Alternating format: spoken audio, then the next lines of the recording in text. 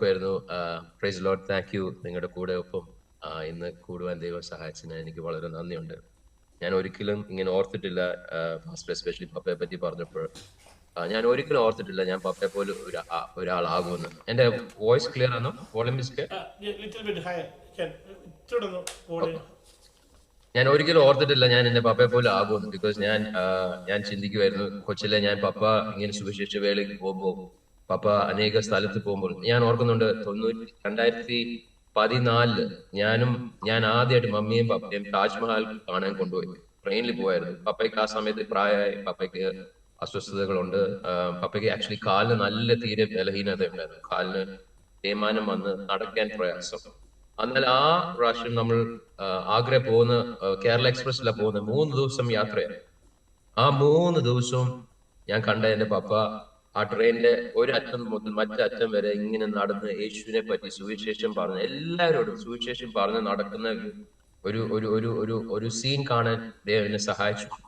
ആ സമയത്ത് എനിക്ക് അത് ഉൾക്കൊള്ളാൻ ഒക്കത്തില്ല. അതുകൊണ്ട് ഞാൻ പപ്പയോട് ചോദിച്ചു, പപ്പയ്ക്ക് എന്തോ വട്ടാന്നോ, പപ്പയ്ക്ക് ഇവിടെ ഇരിക്കാക്കൂല, നമ്മൾ താജ്മഹൽ കാണാൻ പോവാ, പപ്പയ്ക്ക് ഇത്രയും പ്രായമായി ഇപ്പോഴും ഈ ട്രെയിൻ മൊത്തം ഇങ്ങനെ നടന്ന് സുവിശേഷം പറയാതെ ഇവിടെ ഇരുന്ന് വിശ്രമിച്ച് നമുക്ക് സമാധാനത്തോടെ പോയി താജ്മഹൽ കാണാം എന്ന് പറഞ്ഞ ഒരു ആളിനെ ദൈവം ഇങ്ങനെ ഇപ്പോൾ ഇതുപോലെ പപ്പയെ പോലെ ഉപയോഗിക്കുന്നത് ഞാൻ ഒരിക്കലും കരുതിയിട്ടില്ല, ഞാൻ ഓർത്തിട്ടില്ല. എനിക്ക് ഒരു കാര്യം പറയാനുണ്ട്. നമ്മുടെ യേശു ഭയങ്കര വിശ്വസ്തന, വാക്ക് പറഞ്ഞാൽ മാറാത്തവന്. അവൻ നമ്മളെ സ്നേഹിക്കുന്നു. നമ്മളെല്ലാരും ഒന്നൊന്നായിട്ട് സ്നേഹിക്കുന്നു. നമ്മളെ മാത്രമല്ല, നമ്മുടെ കുടുംബങ്ങള്. ഇപ്പൊ ഞാൻ നോക്കുമ്പോൾ അനേക പ്രായമുള്ള ആൾക്കാരെ ഇവിടെ ഇരിക്കുന്നത്. അപ്പൊ ഞാനൊരു കാര്യം പറയട്ടെ, എന്റെ പപ്പയും അമ്മയും കണ്ട് ഞാൻ വെറുത്ത ഒരു സമയമുണ്ട്. ഞാൻ ഓർത്തിട്ടുണ്ട് ഞാൻ യേശുവിനെ ഇവര് സേവിക്കുന്ന പോലെ സേവിക്കാൻ എനിക്ക് ഒരു ആഗ്രഹമില്ല. എങ്ങനെങ്കിലും ഒന്ന് സഭയിൽ കൂടണം, മരിക്കുമ്പോൾ സ്വർഗത്തിൽ പോകണം എന്നൊക്കെ ചിന്തിച്ച ഒരാളാ ഇന്ന് നിങ്ങളോട് ഇന്ന് പ്രസംഗിക്കുന്നത്. എനിക്ക് ആക്ച്വലി പറയാം, സത്യം പറഞ്ഞാൽ കഴിഞ്ഞ ഒരു 1.5 വർഷങ്ങൾക്ക് മുമ്പ് മലയാളം പോലും സംസാരിക്കാൻ അറിയത്തില്ലാത്ത ഒരാളാണ്. എനിക്ക് അവസരം കിട്ടിയാൽ ഞാൻ ഇംഗ്ലീഷിൽ സംസാരിക്കും. ഞാൻ ഇൻഫാക്ട് പപ്പ ഞാൻ നോക്കുന്നത് കൊച്ചിലെ കാണുമ്പോൾ പപ്പ എല്ലായിടത്തും പോകുമ്പോൾ യേശുവിനെ പറ്റി പറയും. ഒരു ട്രെയിനിൽ കയറിയാൽ ഞാൻ പറഞ്ഞു പോകും, പ്ലെയിനിൽ കയറിയാൽ അതുപോലെ, ഓട്ടോയിൽ കയറിയാൽ അതുപോലെ, വഴിയിൽ തെരുവിൽ കൂടി നടക്കുമ്പോൾ അതുപോലെ, ഒരു കടയിൽ കയറി അതുപോലെ, ക്രൂസൈഡിൽ പോയാലും പപ്പ യേശുവിനെ പറ്റി പറയും. സഭയിൽ വന്നാലും യേശുവിനെ പറ്റി പറയും. ബട്ട് എന്നാലും തെരുവില് ഒരാളിനെ കണ്ടാലും പോലും അവരെ വിടാതെ യേശുവിനെ പറ്റി പറയുന്ന ഒരാളിനെ ഞാൻ കണ്ടിട്ടുള്ളത്. അപ്പൊ അങ്ങനെ ഒരാൾ ആകാൻ എനിക്ക് ഒരു ആഗ്രഹമില്ലായിരുന്നു. എന്റെ ഒരു എക്സ്ക്യൂസ് എപ്പോഴും ഞാൻ പറയായിരുന്നു, എനിക്ക് മലയാളം പറയാൻ അറിയത്തില്ല, അതുകൊണ്ട് ഇവരോട് എങ്ങനെയാ സുവിശേഷം പറയുന്നത്? കേരളത്തിൽ ജീവിക്കുന്ന ഒരാളിന് മലയാളത്തിൽ സംസാരിക്കാൻ അറിയത്തില്ലാത്തതുകൊണ്ട് ഒരാളിനെ കണ്ട അവരോട് യേശുവിനെ പറ്റി പറയാൻ എനിക്ക് മലയാളമില്ല, എങ്ങനെ പറയും എന്ന് ചിന്തിച്ച ഒരാളാണ്. അതെല്ലാം മാറ്റാൻ ദൈവത്തിനോ മലയാളം പറയാൻ അറിയത്തില്ലാത്ത ആളിനെ കൊണ്ട് മലയാളം പറയിപ്പിക്കാനോ, ഇംഗ്ലീഷ് പറയാൻ അറിയത്തില്ലാത്ത ആളിനെ കൊണ്ട് ഇംഗ്ലീഷ് പറയിപ്പിക്കാനോ. ദൈവത്തിന് ഒരു കാര്യം അസാധ്യമല്ല. ദൈവത്തിന് എല്ലാം സാധ്യമാണ്. അത് ഞാൻ എന്റെ ജീവിതത്തിൽ ഈ കഴിഞ്ഞ 1.5 വർഷം ഞാൻ അത് പിന്നെയും എല്ലാ ദിവസവും കണ്ടുകൊണ്ടിരിക്കുക. ദൈവം എത്ര വലിയവനാണ്. അവനെ പോലെ അവന്റെ മക്കളെയും ദൈവത്തിന് ഉപയോഗിക്കാൻ ആഗ്രഹമുണ്ട്. So today I want to share that. ഞാൻ എനിക്ക് അധികം പ്രസംഗിക്കാൻ അല്ല ഞാൻ ചിന്തിക്കുന്നത്. വചനം ഇച്ചിരി 2-3 ഭാഗം വായിച്ചിട്ട് എന്റെ ജീവിതത്തിൽ ദൈവം ചെയ്ത മാറ്റം എന്താണെന്ന് നിങ്ങളോടൊന്ന് പറഞ്ഞിട്ട്, ആ മാറ്റം നമുക്ക് എല്ലാവർക്കും ദൈവത്തിന്റെ ആഗ്രഹം നമ്മുടെ ജീവിതത്തിലും, നമ്മുടെ മക്കളുടെ ജീവിതത്തിലും, നമ്മുടെ കൊച്ചുമക്കളുടെ ജീവിതത്തിലും. എനിക്ക് പ്രായം കുറഞ്ഞ നിങ്ങളെക്കാളും ഇച്ചിരി പ്രായം കുറഞ്ഞ എന്റെ അപ്പന്റെ അമ്മന്റെയും എന്റെ മൂത്ത ജനറേഷന്റെ ജീവിതത്തിലും ദൈവത്തിന് ചെയ്യാൻ ആഗ്രഹമുണ്ടെന്ന് എനിക്ക് പറയാനുണ്ട്. Praise Lord. ബേസിക്കലി ഞാനൊരു 2 വർഷം മുമ്പ് 2023 മെയില് ഞാൻ ഇപ്പം താമസിക്കുന്ന വീട്ടിൽ, ഇതൊരു 15ാം നിലയിലുള്ള ഒരു ഫ്ലാറ്റ്. ഇതിന്റെ ബാൽക്കണിയിൽ നിന്ന് ഒന്ന് താഴോട്ട് ചാടി എന്റെ ജീവിതം അതോടെ തീർക്കാൻ വേണ്ടി ചിന്തിച്ച ഒരാളാണ്. സത്യം പറഞ്ഞ എന്റെ ജീവിതത്തിൽ ആ സമയത്ത് കുറെ പ്രയാസങ്ങളും സങ്കടങ്ങളും ബുദ്ധിമുട്ടിക്കൂടെ പോകുന്ന സമയത്ത് എനിക്ക് ഓർക്കമില്ല. ഭയങ്കര സ്ട്രെസ്, BP കൂടി, എന്റെ പ്രഷർ, എന്റെ കൊളസ്ട്രോൾ കൂടി, എല്ലാം ആകെ എന്റെ ലോകം മൊത്തം ഇങ്ങനെ കീഴേ മറിഞ്ഞ പോലെ. അങ്ങനെ ഒരു സമയത്ത് ഇനി ജീവിച്ചിട്ട് എന്തുവാ കാര്യം എന്ന് ഓർത്ത് ജീവിതം പോലും നിർത്തിവെക്കാൻ ചിന്തിച്ച ഒരാളാണ് ഇന്ന് നിങ്ങളുടെ മുമ്പിൽ ഇരിക്കുന്നത്. അത് ഒന്ന് ദൈവത്തിന്റെ കാരുണ്യാണ്. ബട്ട് 2, ദൈവത്തിന് നമ്മുടെ മേൽ ഉള്ള പദ്ധതി, ദൈവത്തിന് നമ്മുടെ മേൽ ഉള്ള പ്ലാൻ. അത് ദൈവത്തിന് അത് നിവർത്തിക്കാനുള്ള ദൈവത്തിന്റെ ആഗ്രഹം. അങ്ങനത്തെ ഒരു ആഗ്രഹം ദൈവം ആ ആഗ്രഹം കാരണം, ആ സ്നേഹം കാരണം പിന്നെയും പിന്നെയും നമ്മളെ ദൈവം ഇങ്ങനെ സ്നേഹത്തോടെ മാടി വിളിക്കുന്ന ഒരു ദൈവം ഞാൻ കണ്ടുമുട്ടി. ഞാൻ ആ സമയത്ത് അങ്ങനെ താഴോട്ട് നോക്കി നിൽക്കുന്ന സമയത്ത് എന്റെ മനസ്സിൽ വന്ന ഒരു ചിന്ത മാത്രമേ എന്നെ അന്ന് ചാടാൻ സമ്മതിച്ചില്ലാത്തത്. ഞാൻ അവിടെ നിൽക്കുമ്പോൾ എന്റെ മനസ്സിൽ ഇങ്ങനെ വന്നത്, ഞാനൊരു ദൈവമകനാ, ഞാനൊരു ദൈവപുത്രനാ. ദൈവപുത്രനാ, നീ ചാടുകയെ ഇല്ല. അമേൻ, അമേൻ. അന്ന് ഞാൻ ആ ബാൽക്കണിയിൽ നിന്ന് മാറി നിന്നു. ആ സമയത്ത് I was having an emotional breakdown. ഞാൻ ഒരു റൂമിന്റെ കോർണറിൽ ഇന്ന് കരയുന്ന ഞാൻ ഓർക്കുന്നുണ്ട്. ഓ, ഇനി എന്റെ ജീവിതം കൊണ്ട് എനിക്ക് ഒന്നും ഉപയോഗമില്ല, എങ്ങനെയും ജീവിതം കഴിച്ചു കൂട്ടണം. ദൈവം ഇങ്ങനെ ഒരാളിനെ ഇനി ഉപയോഗിക്കത്തില്ല എന്ന് ചിന്തിച്ച ഒരു സമയമായിരുന്നു ഞാൻ. 2024 മെയ് 9 ഞാൻ ഇപ്പോൾ ഓർക്കുന്നുണ്ട്. ഞാൻ ഒരു മീറ്റിംഗിൽ ഇരിക്കുമ്പോൾ ദൈവം എന്നെ ഞാനും ദൈവം തമ്മിൽ ഒരു ഏറ്റുമുട്ടലുണ്ടായി. നമ്മൾ യാക്കോബിന്റെ ജീവിതം കാണുന്നുണ്ട്. യാക്കോബ് അവൻ 20 വർഷം അവൻ തോന്നിയ പോലെ ജീവിച്ചു, കാര്യങ്ങളൊക്കെ ചെയ്യാൻ നോക്കി. ദൈവം അവന്റെ കൂടെ ഉണ്ടായിരുന്നു, അത് സത്യമായിരുന്നു. ബട്ട് അവന്റെ ജീവിതത്തിൽ ഒരു മാറ്റം വന്നിട്ടില്ല. അവൻ അപ്പോഴും ഉപായായിരുന്നു. ആ ഏറ്റുമുട്ടൽ അന്ന് അവൻ ആ യാബോക്ക് കടൽ ആ നദിയുടെ അടുത്ത് ആ ഏറ്റുമുട്ടലിന് ആ ഒരു 2 മണിക്കൂർ മുമ്പേ അവന്റെ ചിന്ത ഇങ്ങനെയായിരുന്നു. അവന്റെ ഭാര്യമാരെ, അവന്റെ പിള്ളാരെ, അവന്റെ സകല വസ്തുക്കളെ നേരത്തെ അപ്പുറത്ത് കടത്തി വിടാം. ഈശോ, അവന്റെ ബ്രദർ, അവന്റെ മൂത്ത ജ്യേഷ്ഠൻ ഈശോ വരുന്നുണ്ട്. ഇവരെ എല്ലാരും കണ്ടു. അവരെ കൊന്നാലും ഞാൻ ജീവിക്കണമെന്ന് ഓർത്ത് അവൻ ഇപ്പുറത്ത് നിന്നു. ബാക്കി എല്ലാരും കേട്ടി വിട്ടു. അങ്ങനെ തന്നെ ഇരിക്കുമ്പോൾ ഒരു സമയത്ത് യേശു ദൈവം അവന്റെ കൂടെ കൂട്ടിമുട്ടും. ആ കൂട്ടിമുട്ടലില് അവന്റെ പേര് മാത്രമല്ല മാറ്റുന്നത്, യാക്കോബിനെ ഇസ്രായേൽ ആക്കുന്നുണ്ട്. അപ്പോൾ അവന്റെ സ്വഭാവം മാറി. പേടിച്ച യാക്കോബ് അടുത്ത അധ്യായത്തിൽ നമ്മൾ വായിക്കുന്ന അവൻ ഇവരുടെ മുമ്പ് എല്ലാവരുടെ മുമ്പേ പോയി. അവന്റെ സ്വഭാവം മാറുകയാണ്. എല്ലാവരുടെ മുമ്പേ പോയി അവൻ ആദ്യം ഈശാവിനെ കണ്ടു. അതുപോലെയായിരുന്നു എന്റെ ജീവിതം. എന്റെ ജീവിതത്തിൽ ഞാൻ സത്യം പറയാ, ഞാൻ പറഞ്ഞ പോലെ ഞാൻ ഓർത്തിട്ടില്ല ഞാൻ പപ്പയെ പോലെ ആവും. എന്റെ ജീവിതത്തിൽ മൊത്തം ഭയവും ഭീതിയായിരുന്നു. ഒരാളോട് സുവിശേഷം പറയാൻ പേടി, ഒരിടത്ത് പോയി സുവിശേഷം പറയാൻ പേടി. എനിക്ക് എപ്പോഴും എന്റെ ജീവിതത്തിനെ പറ്റിയും എന്റെ ഫ്യൂച്ചറിനെ പറ്റിയും എന്റെ ഭാര്യയുടെയും എന്റെ പിള്ളേരെ പറ്റിയും ഉള്ള എല്ലാ വ്യാകുലതയും, വറീസ്, ആങ്സൈറ്റീസ്, ഇതെല്ലാം എന്റെ ജീവിതത്തിൽ ഉണ്ടായിരുന്നു. ബട്ട് ആ കൂട്ടുമുട്ടൽ മെയ് 9 ഞാനും ദൈവം തമ്മിൽ ഒരു കൂട്ടുമുട്ടലുണ്ടായപ്പം ഇതെല്ലാം മാറി. എന്റെ പേടിയും ഭയവും ഭീതിയും എല്ലാം ഇങ്ങനെ എന്റെ മനസ്സിനെല്ലാം പോയി. അന്ന് മുതൽ തൊട്ട് എനിക്ക് ഒരു പേടിയില്ല. ഞാൻ ആ സമയം തൊട്ട് അതുവരെ 2024 മെയ് 9 വരെ ഞാൻ വേറൊരു കേരളം വിട്ട് ഒരു സ്ഥലത്ത് പോയി യേശുവിനെ പറ്റി പറഞ്ഞിട്ടില്ല. വേറൊരു ദേശത്തില്, ഇന്ത്യ കഴിഞ്ഞ് വേറൊരു ദേശത്തിൽ പോയി ഞാൻ യേശുവിനെ പറ്റി പറഞ്ഞിട്ടില്ല. ഇനി അതൊന്നും കാര്യമില്ല. ഞാൻ തൊട്ടപ്പുറത്ത് അയൽവാസിയോ തൊട്ടപ്പുറത്ത് ഏതെങ്കിലും കടയിലോ അല്ലെങ്കിൽ ഓട്ടോയിലോ കയറിയ ആരോട് യേശുവിനെ പറ്റി പറയാതിരുന്ന ഒരാളാ. പക്ഷെ അതെല്ലാം മാറി. ഞാൻ മെയ് 9 ദൈവത്തിനൊപ്പം കൂട്ടുമുട്ടി. ജൂലൈ 2 ഞാൻ ഇന്തോനേഷ്യയിൽ പോയി. ഒരു മുസ്ലിം രാജ്യമാണ്. അവിടെ ഞാൻ എവിടെയൊക്കെ പോയാൽ ഞാൻ ടാക്സി കയറുമ്പോൾ അവിടെ എല്ലാരും മുസ്ലിംസാ. അവരോട് യേശുവിനെ പറ്റി പറയും. ഒന്നൊന്നാട് വീട്ടിപ്പോൾ യേശുവിനെ പറ്റി, എയർപോർട്ടിൽ നിന്ന് യേശുവിനെ പറ്റി പറഞ്ഞു. ഹോട്ടലിൽ നിന്ന് റിസപ്ഷനിസ്റ്റിനോട് യേശുവിനെ പറ്റി പറഞ്ഞു. എന്റെ വെയിറ്ററിനോട് യേശുവിനെ പറ്റി പറഞ്ഞു. ടാക്സിയിൽ ആ ഡ്രൈവറിനോട് യേശുവിനെ പറ്റി പറഞ്ഞു.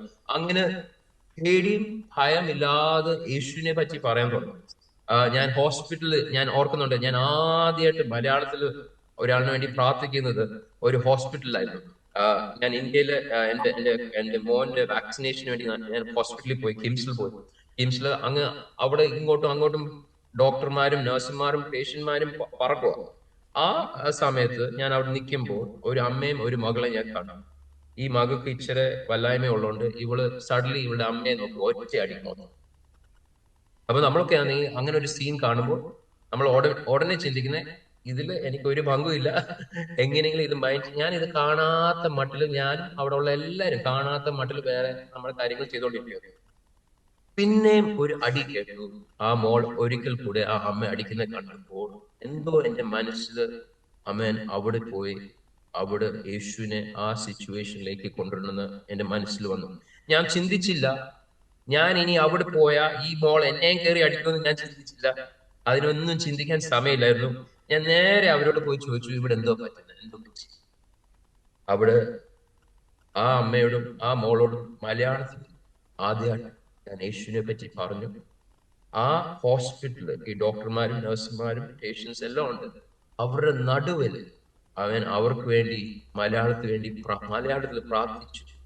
അന്ന് മുതൽ ദൈവം എന്നെ മലയാളം മാറ്റി. ഞാൻ അത് കഴിഞ്ഞിട്ട് എവിടെ പോയാലും ഈ ഇടയ്ക്ക് ഞാൻ ഒരു സൺഡേ സർവീസിന് പോയപ്പോൾ ഞാൻ ഇംഗ്ലീഷിലാണ് പ്രസംഗിക്കണ്ടേ. അപ്പം ഞാൻ ട്രാൻസ്ലേറ്ററിനോട് പറഞ്ഞു, ഒരു കാര്യം ചെയ്യും, ഞാൻ മലയാളത്തിൽ പ്രസംഗിക്കാം, ചേച്ചി ഇംഗ്ലീഷിൽ ട്രാൻസ്ലേറ്റ് ചെയ്തു. എനിക്ക് പണ്ട് ഞാൻ എപ്പോഴും ഞാൻ ഓർക്കുന്നുണ്ട്, കൊച്ചുകാലത്ത് മമ്മിയോട് ചോദിച്ചാൽ മമ്മി പറയും, ഞാൻ എപ്പോഴും എന്തെങ്കിലും സംസാരിക്കണോ പറയണമെങ്കിൽ, ഞാൻ മലയാളത്തിൽ പറയണമെങ്കിൽ ഞാൻ അത് ഇംഗ്ലീഷിൽ ചിന്തിച്ചിട്ട് അത് മനസ്സിൽ ട്രാൻസ്ലേറ്റ് ചെയ്തിട്ടാണ് ഞാൻ മലയാളത്തിൽ സംസാരിക്കുന്നത്. അങ്ങനെ ഒരാളിന് ഞാൻ ഇംഗ്ലീഷിൽ പ്രസംഗിക്കുന്ന സമയത്ത് ദൈവം മലയാളത്തിൽ സംസാരിക്കുന്നു. അതുപോലെ ദൈവം മാറ്റം ചെയ്തു. ഞാൻ എന്റെ ജീവിതത്തിൽ പലപ്പോഴും ചിന്തിച്ചിട്ടുണ്ട്, അത്ഭുതങ്ങളും അടയാളങ്ങളും എന്റെ ജീവിതത്തിൽ കൂടി നടക്കുന്നില്ല. ഞാൻ പ്രാർത്ഥിക്കുന്നു, രോഗി സൗഖ്യമാകുന്നില്ല. ഞാൻ പ്രാർത്ഥിക്കുന്നു, ആൾക്കാർ യേശുവിലേക്ക് തിരിയുന്നില്ല. അങ്ങനെ ഒരു സമയം ഞാൻ ചിന്തിച്ചിട്ടുണ്ട്, ദൈവമേ ഇതെന്താ അവരുടെ കൂടെ ആ പാസ്റ്റർ അല്ലെങ്കിൽ ആ അപ്പോസ്തലൻ ആ പ്രവാചകൻ കൂടി നടക്കുന്നുണ്ട്, ബട്ട് എന്റെ ജീവിതത്തിൽ ഞാൻ അത് കാണുന്നില്ല. ദൈവം എന്തുവാ? ആ കൂട്ടിമുട്ടില് പരിശുദ്ധാത്മാവ് എന്റെ മേൽ ഇങ്ങനെ ഒരു വലിയൊരു പ്ലെയിനിന്റെ സൈസിലൊരു വലിയൊരു ഞാനൊരു വിഷൻ കാണുമായിരുന്നു. പരിശുദ്ധാത്മാവ് ഇങ്ങനെ വന്ന് എന്നെ വന്ന് ഇടിക്കുന്നു. ഒരു പ്ലെയിൻ മാതിരി വന്ന് എന്നെ ഇടിച്ചു. അന്ന് മുതൽ ഞാൻ പറഞ്ഞു, എന്റെ ജീവിതം മാറി, യേശു ദൈവം എന്നെ തൊട്ടെന്ന് ഞാൻ പറഞ്ഞു. ആ ദിവസം തൊട്ട് ഞാൻ കണ്ടത് എന്റെ ജീവിതത്തിൽ അത്ഭുതങ്ങൾ നടക്കാൻ. ആമേൻ. അനേക കാര്യങ്ങൾ ഞാൻ എന്റെ പപ്പായുടെ ജീവിതത്തിൽ കണ്ടിട്ടുള്ളൂ. ബട്ട് ആ സമയം തൊട്ട് ഞാൻ അത്ഭുതങ്ങൾ കണ്ടു. കൂടുതൽ ദിവസങ്ങൾ പോകണ്ട. മെയ് 9-ാം തീയതി നടക്കുന്നത്, മെയ് 22-ാം തീയതി കേരളത്തിലെ ഏറ്റവും കൂടുതൽ മഴയുള്ള ദിവസമായിരുന്നു 2024. ഏറ്റവും കൂടുതൽ മഴ. അന്ന് നമ്മള് ട്രിവാൻഡ്രം വിട്ട് പത്തനംതിട്ട പോയി ഒരു കല്യാണം കൂടിയിട്ട് അത് കഴിഞ്ഞിട്ട് കൊച്ചിയിലോട്ട് പോകണ്ടേ. മമ്മിയും കൂടെ ഉണ്ടായിരുന്നു ആ സമയം. അന്ന് കാറിൽ കയറുമ്പോൾ മഴയായിരുന്നു, ഫുൾ മഴയായിരുന്നു. ആ ദിവസം രാവിലെ എഴുന്നേറ്റു, നമ്മൾ കയറാൻ പോകുമ്പോൾ മഴയായിരുന്നു. ബട്ട് മമ്മി അതിന്റെ സത്യം മമ്മി കണ്ടിട്ടുള്ളത്, നമ്മൾ ഇറങ്ങി നമ്മൾ പോകുന്ന സമയം റാന്നി എത്തുന്നവരെ മഴ പെയ്തില്ല. റാന്നിയില് ആ ഹോട്ടലിലോട്ട് കയറിയപ്പോൾ മഴ പെയ്യാൻ തുടങ്ങി. ഹോട്ടലിൽ നിന്ന് കല്യാണത്തിലേക്ക് ഇറങ്ങാൻ തുടങ്ങിയപ്പോൾ മഴ നിന്നു. കല്യാണ കൺവെൻഷൻ സെന്ററിൽ എത്തിയപ്പോഴത്തേക്ക് കയറിയപ്പോൾ മഴ തുടങ്ങി. രാത്രിയായിരുന്നു കല്യാണം. ആ കല്യാണം കഴിഞ്ഞ് ഇറങ്ങാറായപ്പോഴത്തേക്ക് അത് അന്ന് നമ്മുടെ കോഴിക്കോടിലെ നോബൽ പാസ്റ്ററിന്റെ മോളുടെ കല്യാണമായിരുന്നു. ഇപ്പൊ നോബൽ ചാനും അനേകർ പറഞ്ഞു, നമ്മുടെ കുടുംബങ്ങളെല്ലാം പറഞ്ഞു, പോകണ്ട, ഇന്ന് പോകണ്ട, ഭയങ്കര മഴയാണ്. ഞാൻ പറഞ്ഞു, നമ്മൾ പോകുന്നവരും മഴ പെയ്യില്ല, നമ്മൾ വീട്ടിൽ എത്തിയിട്ടേ മഴ പെയ്യത്തുള്ളൂ. എന്റെ മമ്മി അപ്പം പറഞ്ഞു, ഞാൻ കണ്ടതാ, ഇന്ന് രാവിലെ തൊട്ട് നമ്മൾ വരുന്ന വഴിക്ക് ഞാൻ കണ്ടതാ മഴ. നമ്മൾ വണ്ടി ഓടിക്കുമ്പോൾ മഴയില്ല. നമ്മൾ വണ്ടിയിലോട്ട് കയറി മഴ നിന്നു. എറണാകുളം എത്തുന്നവരെ മഴയില്ലായിരുന്നു. അന്ന് രാത്രി എറണാകുളം എത്തിയിട്ട് രാവിലെ ഞാൻ എഴുന്നേൽക്കുന്ന ഭയങ്കര മഴ. തൊട്ടപ്പുറത്തെ ബിൽഡിംഗ് പോലും കാണാൻ ഒക്കത്തില്ലാത്ത മഴ. അപ്പം ഏറ്റവും കൂടുതൽ മഴയുള്ള ദിവസം പോലും മഴയെ നിർത്താൻ ഉള്ള ആ പരിശുദ്ധാത്മാവിന്റെ നീക്ക് ഞാൻ എന്റെ ജീവിതത്തിൽ കാണാൻ തുടങ്ങി. ഞാനിത് പറയാൻ കാരണം എന്താന്ന് പറഞ്ഞാൽ, ഞാൻ എന്റെ പപ്പയുടെ ജീവിതത്തിൽ അത് കണ്ടിട്ടുള്ളായിരുന്നു. പപ്പ അനേക വർഷങ്ങൾ ക്രൂസൈഡുകളും കൺവെൻഷൻസ് നടത്തുമ്പോൾ, ഓപ്പൺ എയർ കൺവെൻഷൻസിലൊക്കെ ആയിരുന്നു. മഴ വരുമ്പോൾ പപ്പ പറയും, മഴ നിൽക്കാൻ പറയുമ്പോൾ മഴ നിന്നിട്ട് കണ്ടിട്ടുള്ളതാണ്. വേറെ ഒരു സമയത്ത് പപ്പ നമ്മൾ താമസിക്കുന്ന സ്ഥലത്തിന്റെ പേര് മുട്ടിട ജംഗ്ഷനിലോട്ട് പോകുമ്പോൾ ചിലപ്പോൾ ആൾക്കാർ പറയും, അച്ചായ ഇവിടെ ഹലുലെ തങ്കച്ചായനെ വിളിക്കുന്നത്. അപ്പൊ ഹലുലെ തങ്കച്ചായ ഇവിടെ മഴ പെയ്തിട്ടില്ല കുറെ നാളായിട്ട്, ഒന്നും ഭയങ്കര ചൂടാ. അപ്പം ഒരു മേഘം കാണത്തില്ല, ഒരു മഴയുടെ ഒരു കോളും കാണത്തില്ല. എന്റെ പപ്പ പറയും മഴ പെയ്യും, വൈകുന്നേരം ആകുമ്പോൾ മഴ. ഞാൻ അത് പലപ്പോഴും ചിന്തിച്ചിട്ടുണ്ട്, അതെന്ത് എന്റെ പപ്പയുടെ ജീവിതത്തിൽ നടന്നിട്ട് എന്റെ ജീവിതത്തിൽ ഞാൻ നടക്കാത്ത ചിന്തിച്ച ഒരാളാ ഞാൻ.